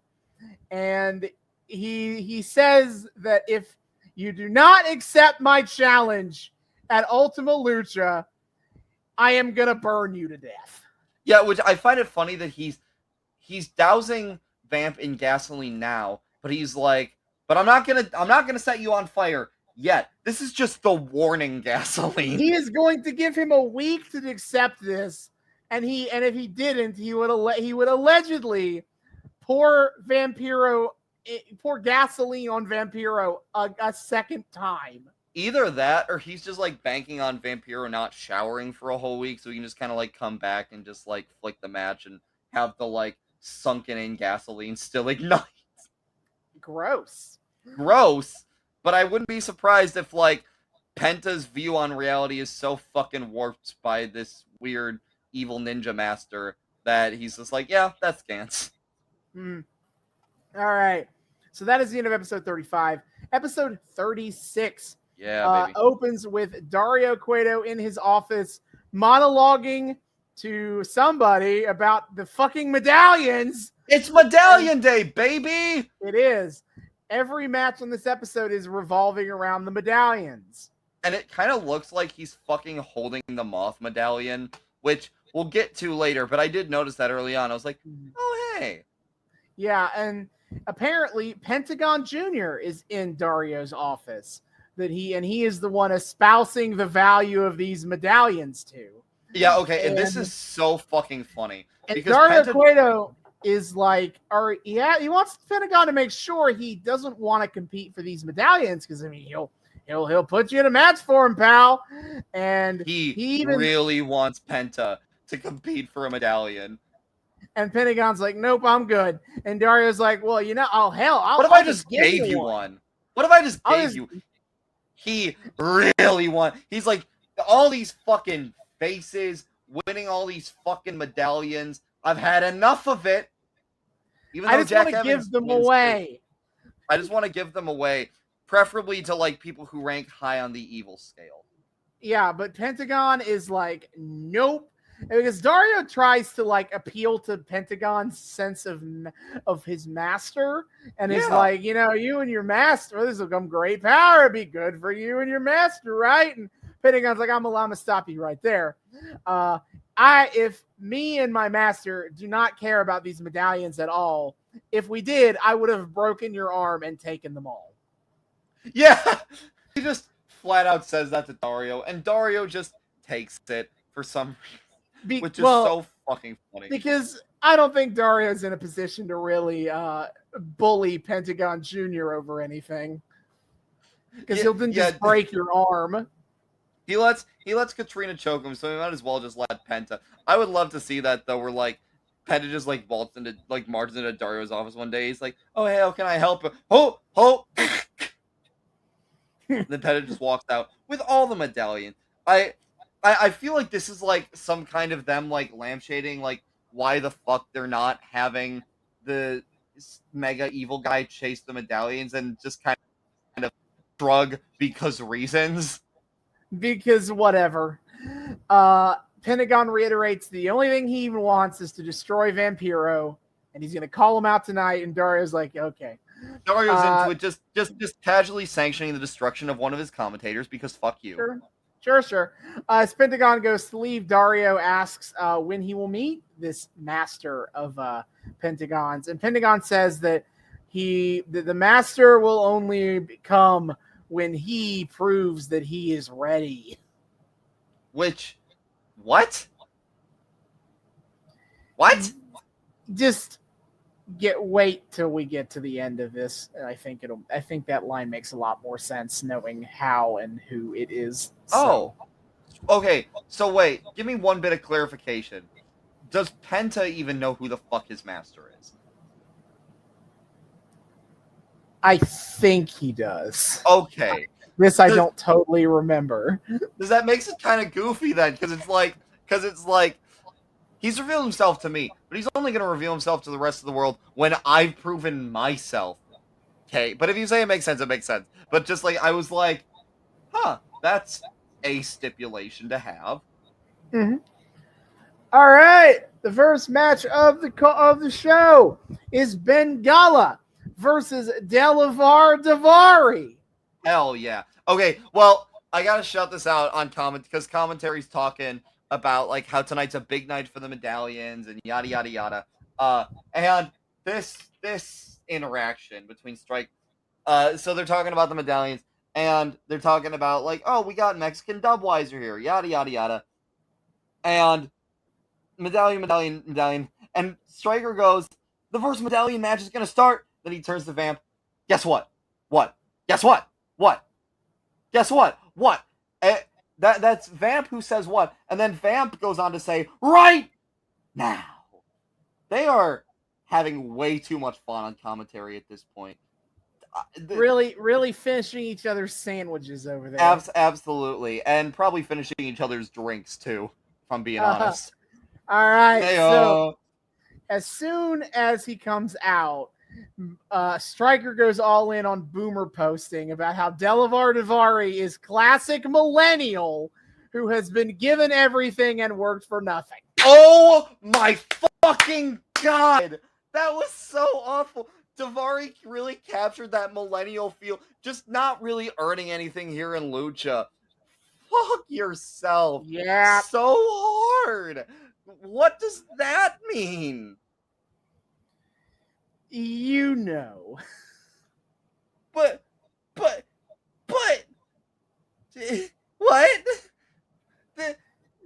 He says it so casually too. Like he doesn't say it with the intonation of a bitter boomer who just fucking hates millennials. He just says it casually, like it's a completely like non-judgmental observation. Like, yeah, you know, this is just really the millennial feel, just not fucking earning anything. Like, Jesus, okay. Mm-hmm. Yeah, weird. As soon as we start, the crowd is chanting "Golden Shower" at Davari. What? I mean, I still don't care enough about Davari to take detailed notes about his matches, really. But thank God he's not wrestling Tejano anymore. Yeah, no. Glad that's over. I will balance out my giving shit to Striker just now and earlier for his like horrendous use of "from whence." I will give him this. I was legitimately surprised. Striker somehow used the word hellacious correctly to describe, I think, Davari's like fights with Tejano or some shit. He was describing one of the two's like bouts against someone else, and he said like, yeah, a really hellacious match. And I looked up the word hellacious, and it's like, yeah, hellish, a tough trial. And I was like, Striker used the big word correctly. Woo! I'm very happy for him. So proud of my boy. I made a note of a thing in the middle of the match that Bengala was going up to the top rope and Davari pretended to have a thing in his eye, and that was an excuse for Big Rick to knock Bengala off the top rope. Put in real effort on this distract the ref bit here. Oh my god. Yeah, no, Big Rick loves his shenanigans. What can I say? You pay him enough, he'll do anything, all right? Yeah, match ends because Big Rick is on the apron being like, "Come on, let me grab him and let me hit him." And then Bengala predictably gets out of the way of Davari trying to push him into Rick. So Rick accidentally hits Davari instead. Malfunction at the junction. Malfunction at the junction. And then Bengala hits an O'Connor roll, which is basically You roll a guy in a tumble and then hit him with a German suplex for the win. Bengala takes medallion gets the number dub. 4. I was kind of not expecting that because Bengala like just showed the fuck up. So him just getting handed a medallion rules, and he's great. So I'm happy. The continual, once again, more traditional high-flying luchadors keep winning all the medallions. Yeah, they're really developing a pattern here. All right, like, what that's for. Yeah. Well, I know what that's for. Oh, so it is a direct theme. When they called down commentary, that was directly planting seeds. Okay, you know what? That's nifty. I'll take it. That there's a reason they decided to go that way. I think. Well, that's cool. I'm excited to see what that is. Anyway. So after the match, Vampiro gets up from the announce desk to go to the ring, and it is time for a promo where Vampiro says that he's been around a long time. He spent over 30 years wrestling, and he's talking about this guy, Pentagon Jr. is pushing him to do one more match, and the crowd is obviously chanting, one more match, one more match, one more match. The crowd does not give a fuck about any of Vampiro's personal strife here. They just want more blood. They want more violence! Shocking. Also, at one point, we saw, like, clips of Vampiro, like, in ring way back when, which, like, cool, like, you got that archive footage. B, it's like Vampiro with hair, which is just a bizarre sight to see. Yeah, Vampiro in his prime got this long, flowing hair, and he has, like, white face paint makeup. Oh, yeah, like, he leaned fully into being just a fucking vampire. Yeah, he's a vampire, dude. He's Vampiro. You gotta have to be a vampire. Oh, yeah, no. We love the aesthetic. And now he's an announcer, and I wonder what the kayfabe is on him still being a vampire. Yeah, so Vampiro says his time has come and gone, and he's got no ego about it. He accepts that he's done. And then he kind of reiterates what he says in the sit-down interview about how that he can kind of understand and dig what, Pentagon's been doing because it reminds him of himself in his prime. And at this point, Pentagon comes out. Crashes the promo because, of course. Yeah, and he wants Vampiro to stop crying and to stop talking crap. He came here to demand a damn answer. And, dude, fucking Penta has a distinct cheering section in this crowd tonight. What the hell? Hell yeah, man. But he's so evil. They only got people to boo Pentagon when he tried to attack Melissa Santos. And even then, that was only for like a week.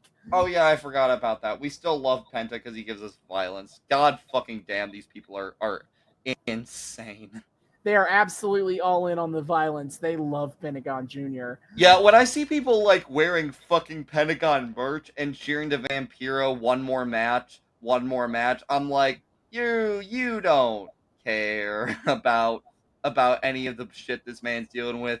You just want to see some more arms get broken, you evil absolutely. That's all God. they care about.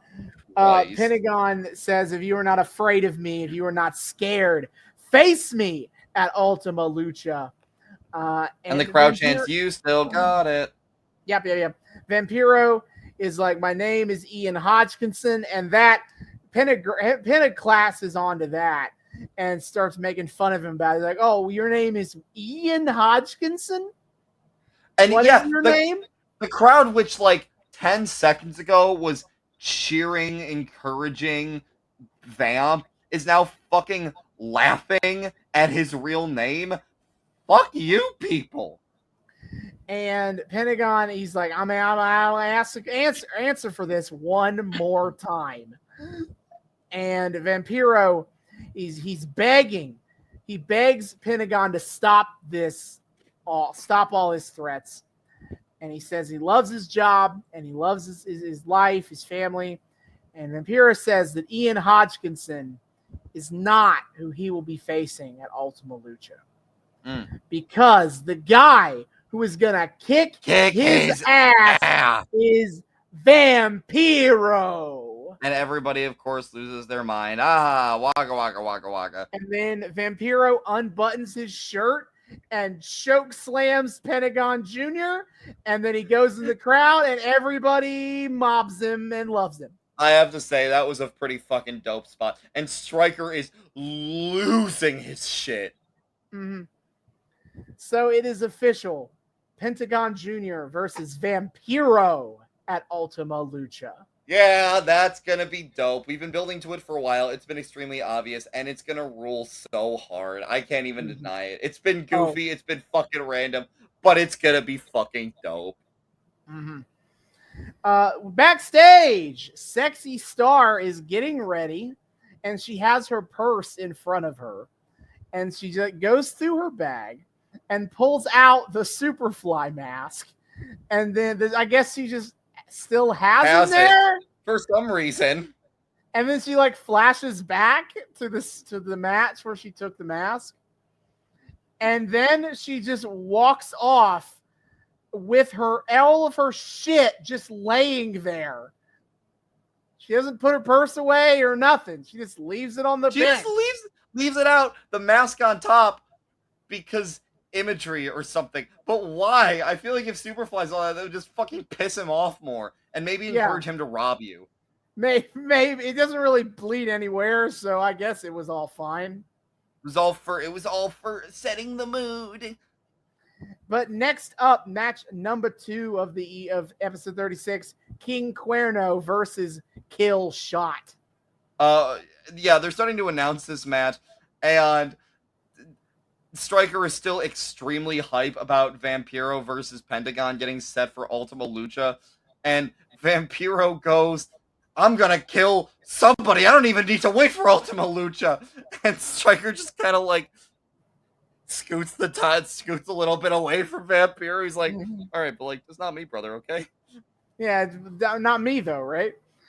No, not me. So they hinted this match a while back that King Cuerno and Kill Shot would collide, and now here we are. Yes. At the beginning of the match, Stryker tries to encourage Vampiro into talking about the ancient history of these medallions, and you can. Vamp, you're well versed in this ancient Aztec history. Yeah, even though it's a bunch of fake history, you can tell Vampiro does not know shit about it. Vampiro does not know how to say yes and, so he's just like, yes, the ancient Aztec medallions, they're Aztec and they're ancient and they're medallions. It's history and tradition, and like that's all he says about it. That's about it. He doesn't even say the 7 tribes that the medallions represent. So hard. Stryker just puts him on the spot and he fucking crashes and burns. It's so good. Holy fuck. Other things from from early on in the match. We begin, and I really noticed here, whoever the ref was, the ref kind of held up the tiny ass medallion bag with like the same important heft as a giant fucking like title belt, which was hysterical because this medallion bag is just so small, and he's like hefting it into the air to be like, this is what we're fighting over. Everybody say ooh ah. Mm-hmm. Vamp and Stryker. Oh, this is the lefty, ref, because Vamp and Stryker are still fucking confused about the lefty thing, even though they started it. This bit got so convoluted so quickly that they have already confused themselves as to what the fuck is going on with it. They already don't remember that they're the ones who started calling him lefty. They're like, why the fuck is he called lefty again? I don't know. Anyway, then moving on. We don't need to think about that anymore. This Cuerno and Kill Shot was an interesting match. It felt very much like, it feels very cliched to say this about two guys with hunting motif, but it felt like two guys taking shots at each other as like hard strikes. Oh yeah, and it felt like they took time in between to like really size each other up and find the weakness of their prey. Yeah, we're not much different, you and I. You have a marksman gimmick. I have a marksman gimmick. There can only be one. Also, shout out to the time that fucking Killshot does this weirdly lethargic power walked. Like, so at one point, Cuerno was on the outside of the ring, and he's just kind of standing there, and Killshot does this, like, weirdly lethargic power walk from the far end of the ring to the end of the ring that that uh that Cuerno's on, to like do a suicida onto him. Yeah, it's But like a it's suicida into like a head scissors, but like but he doesn't run he up. He takes just kind of it- like he takes it power at half walks. speed to make sure he does it very safely. Yeah, what the fuck? I didn't. I guess early Swerve was still like, yeah, I don't know about this whole flippy shit thing, guys. I don't know how I'm feeling about this move. Actually, we're gonna do this at half speed. Are we? Uh, Yeah, you can just stand there and make it go to right, Cuerno.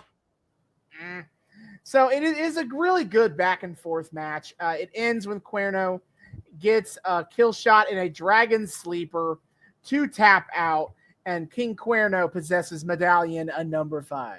Oh shit, buddy. Really the first of the, we're gonna keep talking about this. He's kind of the first of these characters to not really be like a flippy luchador to get one of these medallions. He really only has the arrow from the depths of hell, which is he just kind of like likes to murder flippy boys instead. Mm-hmm. Yeah. Then we move on to match number 3 of the show: Superfly versus Sexy Star. The commentary tries to sell this as this might be their biggest match they've had against each other, and I'm like, the mask match though. Yeah, I don't know. Like that was all that shit on the line, but I guess this is the big one, even though they fought like twice before. But this is the big one for. I mean, again, the medallion is of import, sure, but it's like, you know, some vaguely defined medallion that's definitely cursed versus like losing your whole ass identity to your opponent. Like, I feel like one still has a little bit more heft to it, like on a personal level. But you know, sure, whatever. We got to really fucking sell these medallions on Medallion Day. Not that it matters anyway, because Sexy Star wins almost immediately. The fuck out of him! Like, first of all, for some reason, like, yeah, so Superfly kind of has a cheering section, so he's building up a little bit of momentum. Oh god, I just said it. He's building up a little bit of momentum, and he's like kind of starts to go after Sexy Star, and then in about 2 seconds, Sexy just armbar, and he taps, squashes him like the fucking jobber chump that he always has been. Which, like, okay, Sexy squashed him like a fly. Hey, but like, what the fuck was up with last time then? When he was like preparing to be super uber powerful, was it just that Sexy Star was holding back because she was still unsure about her? I guess so. I guess Sexy was just holding back. So dumb. That's so fucking dumb. That makes no sense for her character. But sure, I guess she was holding back, and now her power. She let her power level go over 9,000. She released restraint level 1. She's been trained. She took off her weighted training armor and then thus won easily. And yeah, and so, but either way, doesn't matter because ultimately Superfly got crushed like a bug, and I'm very happy. Really swatted down. Ayo. This prompts Marty the Moth to come out because you see, Marty comes in as like, sexy. Hey, I heard you like squashing bugs. Marty comes in as like, sexy. Can I call you sexy?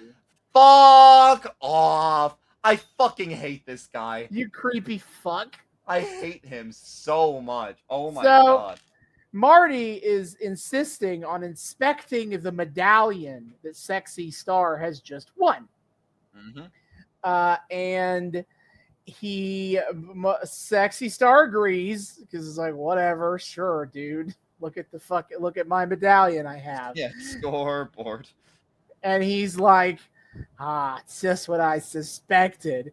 It is the Moth Tribe medallion. How the fuck did he know which one was going to be the Moth medallion?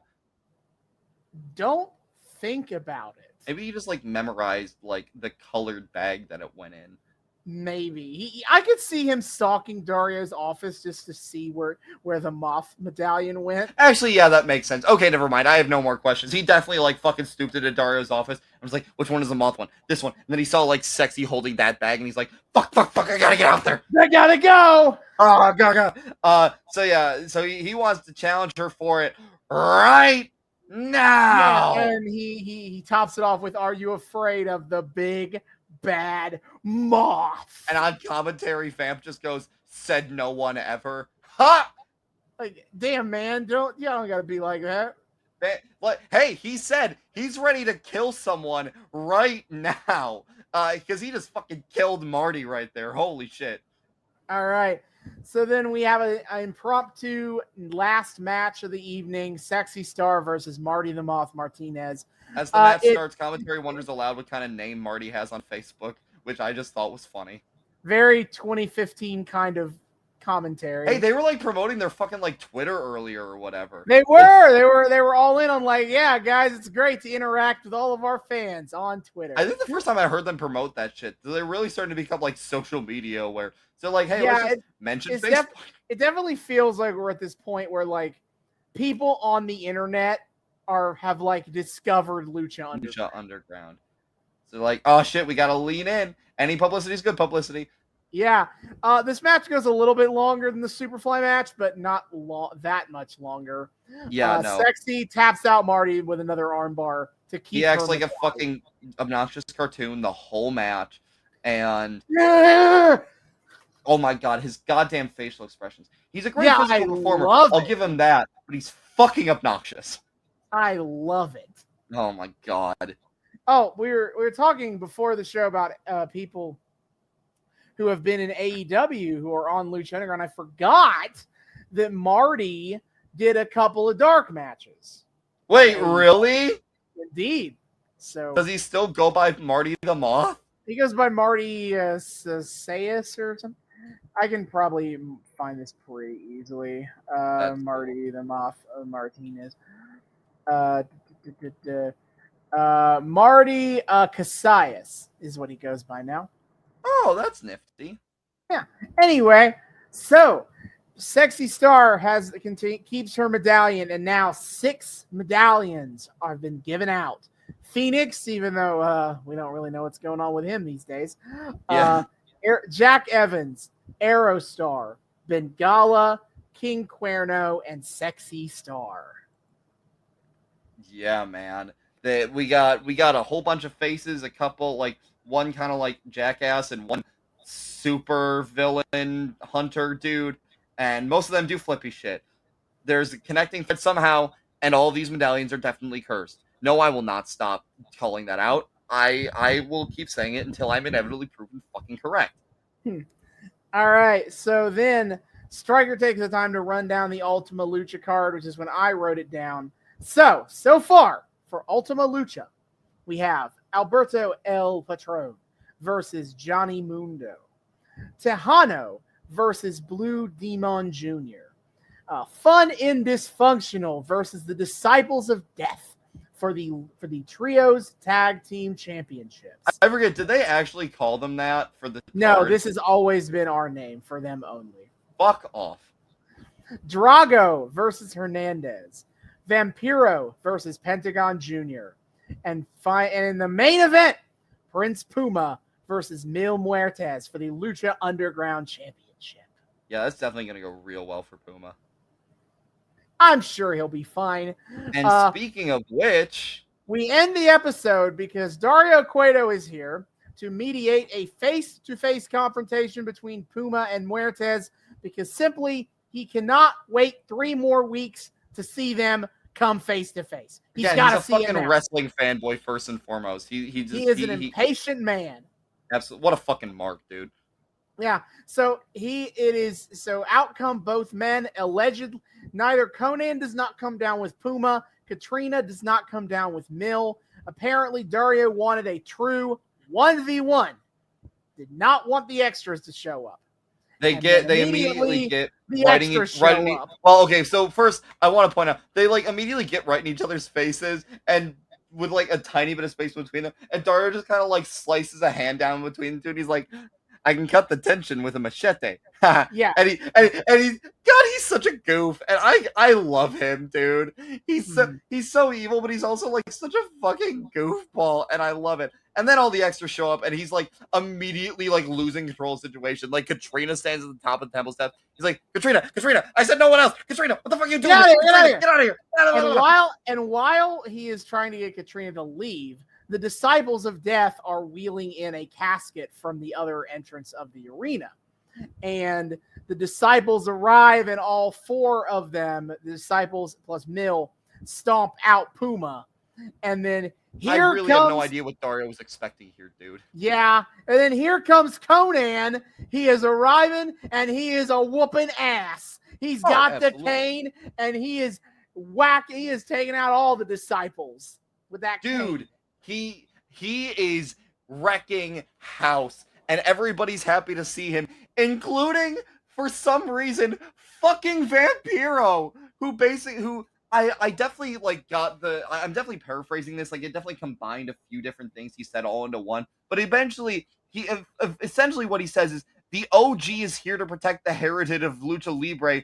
What took you so long to get here? But he doesn't seem to say that in a chiding way. He seemed to say that in a way that was very much happy and relieved that Conan was here, which is the number 3 time where I started laughing hysterically, because Vampiro has had a nonstop hate boner for Conan all fucking season, and right now, all of a sudden, he's like weeping tears of joy that Conan is here to save the day. Holy shit. Talk about a motherfucking character arc, let me tell you. And as I put it, perfect time to do it, because this is the last stand for Conan, as Mil Muertes, of course, grabs the cane and instead knocks Conan out with it, and then knocks Puma down with it. But the moment has been prepared for. Yep. Catrina hits Conan with the rock and knocks him down, and then dude. Okay, I saw Conan like sitting on the edge of the ring with that, and I can only imagine in his head he's like, "Lick me, come on, please, God, lick me. I've wanted this all season. Come on, please, just one little lick, please." And then no just licking. No, he just gets rolled the fuck into the coffin. Well, boom. And you can imagine Conan's in the coffin go, "Damn it, God, fucking damn." Mil Muertes gets Puma in a headlock to forces him up and forces him to watch as the disciples of death take Conan, roll him in the casket, and close the casket, which, as we have talked about before on this show, being put into a casket is a metaphor for death. Yeah, you're done. Conan is dead. And in fact, this will be the last time we see Conan on Lucha Underground. He is so definitely dead. That's in so the show's canon. Fucked. That's so fucked. Oh my God. After murdering his mentor in front of his eyes, Mil Muertes hits the flatliner, and the disciples of death take the casket and roll it away as the show ends. Damn, that's pretty spooky. You'd think this Mil Muertes guy would like had a thing about death or some shit. Ooh. Yeah, so Rip Conan, we'll miss you in your aborted arc where you were a dick. Yeah, I still want to know what the fuck was going on with that. Yeah, now we'll never know, really, as Conan has been written off forever. Rip in peace. Rip in peace to the cane boy. Yeah, I'm gonna miss that cane. Gonna miss that fucking cane. This Prince Puma will now have to go it alone for the first time in his career. Okay, we're memeing it up. That's actually pretty harrowing for like how they've like built this fucking codependent relationship between Conan and Puma, and now it's just done. And now Puma is on his own for like his greatest battle of all time. That's harrowing as fuck, and I have to say, pretty cool. Definitely. So, God, the storytelling on this show is fucking incredible. We meme on it. It's so goofy at times, but holy shit, does this show know how to construct a narrative, both like in terms of writing and structure and fucking visually. God damn, does this have some of the coolest visuals I've ever seen in wrestling. Yep. But we are 3 episodes away from the end of season 1. Fuck. Damn. That I don't even know what to say. It's just, Mhm. this is just, it's so wild. We've come so far with the show, and we still have so much further to go. But like, goddamn, this is so good, and absolutely. fucking the Ultima Lucha is gonna be goddamn crazy. It's gonna be unhinged, off the chain, all those other extreme adjectives. Shit's gonna get wild, fam. Definitely. But that is for another day. Mm. For next time on the Noobs and Knockouts podcast, we return to 2005. Hell yeah, brother. Hell yeah, brother.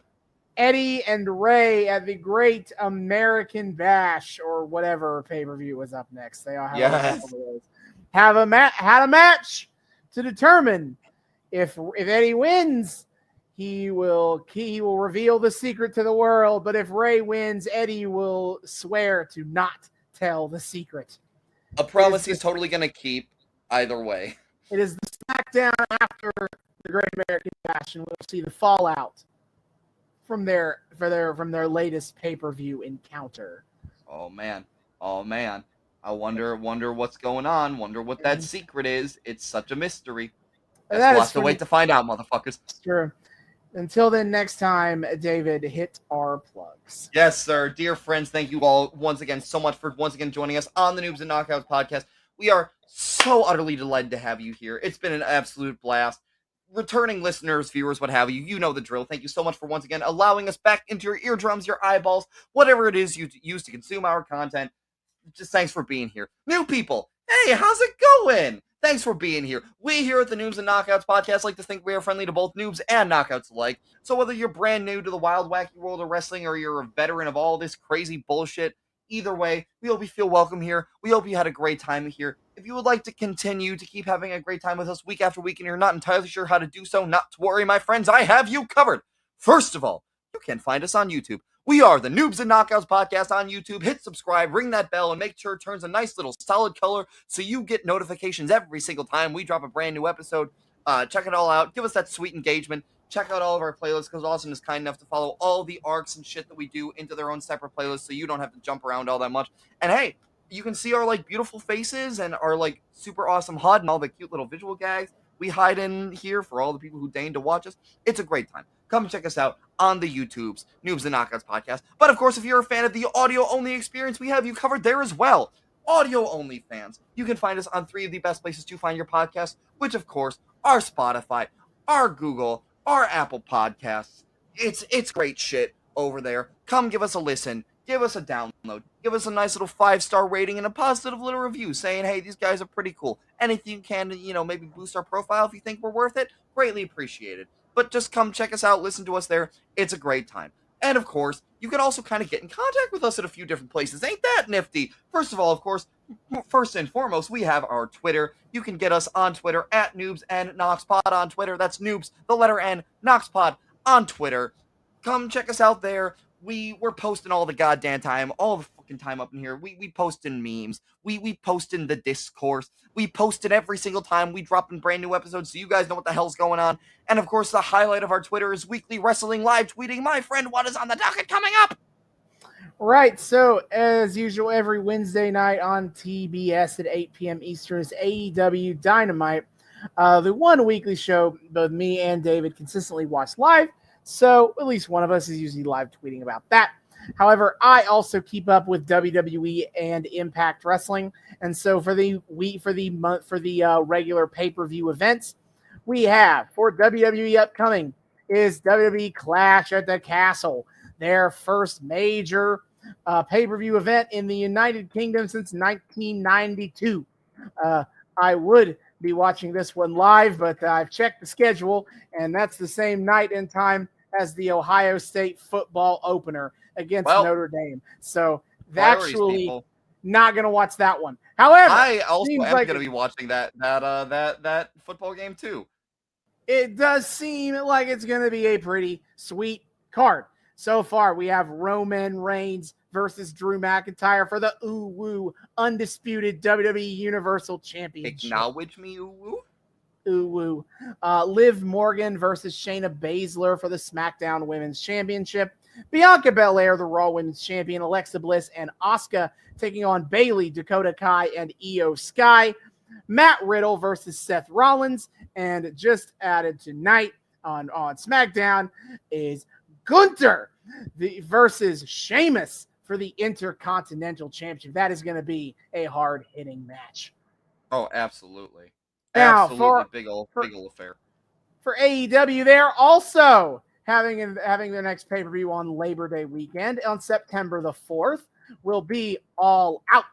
And up to date, we will and so far for that show, we will have the tournament final for the inaugural AEW World Trios Championship. So we're having the tournament right now. So far, we have had the Elite, the Elite, Kenny Omega and the Young Bucks advance in the tournament. Back. And so that's an ongoing story on TV. Then we have a 6-man tag announced between the Pinnacle, Wardlow, and FTR versus the Lethal Connection, Jay Lethal, Satnam Singh, and Sanjay Dutt. And then we have announced for the Women's World Championship, Thunder Rosa versus Toni Storm. Yep, we're running that one the fuck back again. Okay. Hell yeah, we are. All the other options are fucking injured. And then for Impact Wrestling, upcoming for them is on October 7th is Bound for Glory, one of their biggest shows every single year.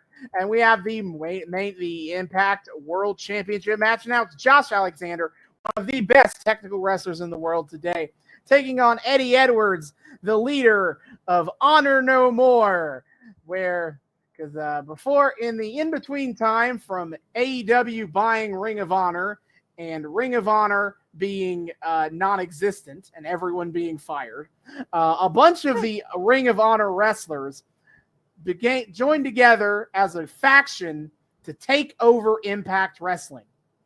They mostly lose a lot, but Eddie Edwards is their leader, and he's challenging for the world title. So, who knows? I certainly don't, because I'm a noob. I don't know any about this shit. Yeah, so that is what we have upcoming so far on the Twitter. Absolutely. Be sure to check all that out. It's a great time. If you, for some reason, love listening to us ramble about wrestling and other bullshit on here, you'll love the Twitter. Our voices carry over pretty well. We're a pretty great time to spend time watching wrestling with. We're great company. So check us out, Noobs and Knockouts Pod on Twitter. But, of course, if you want to get in super direct contact with us, you can do that with our email address. We have an email address. What? You can email us at noobsandknockoutspod@gmail.com. That's noobs, the word and this time, knockoutspod@gmail.com. Come check us out there. Say hi to us. Tell us what you think about the show. Give us requests for things you want to see on the show, arcs, eras, companies, etc., etc., etc., all that good shit. Other wrestling-adjacent media.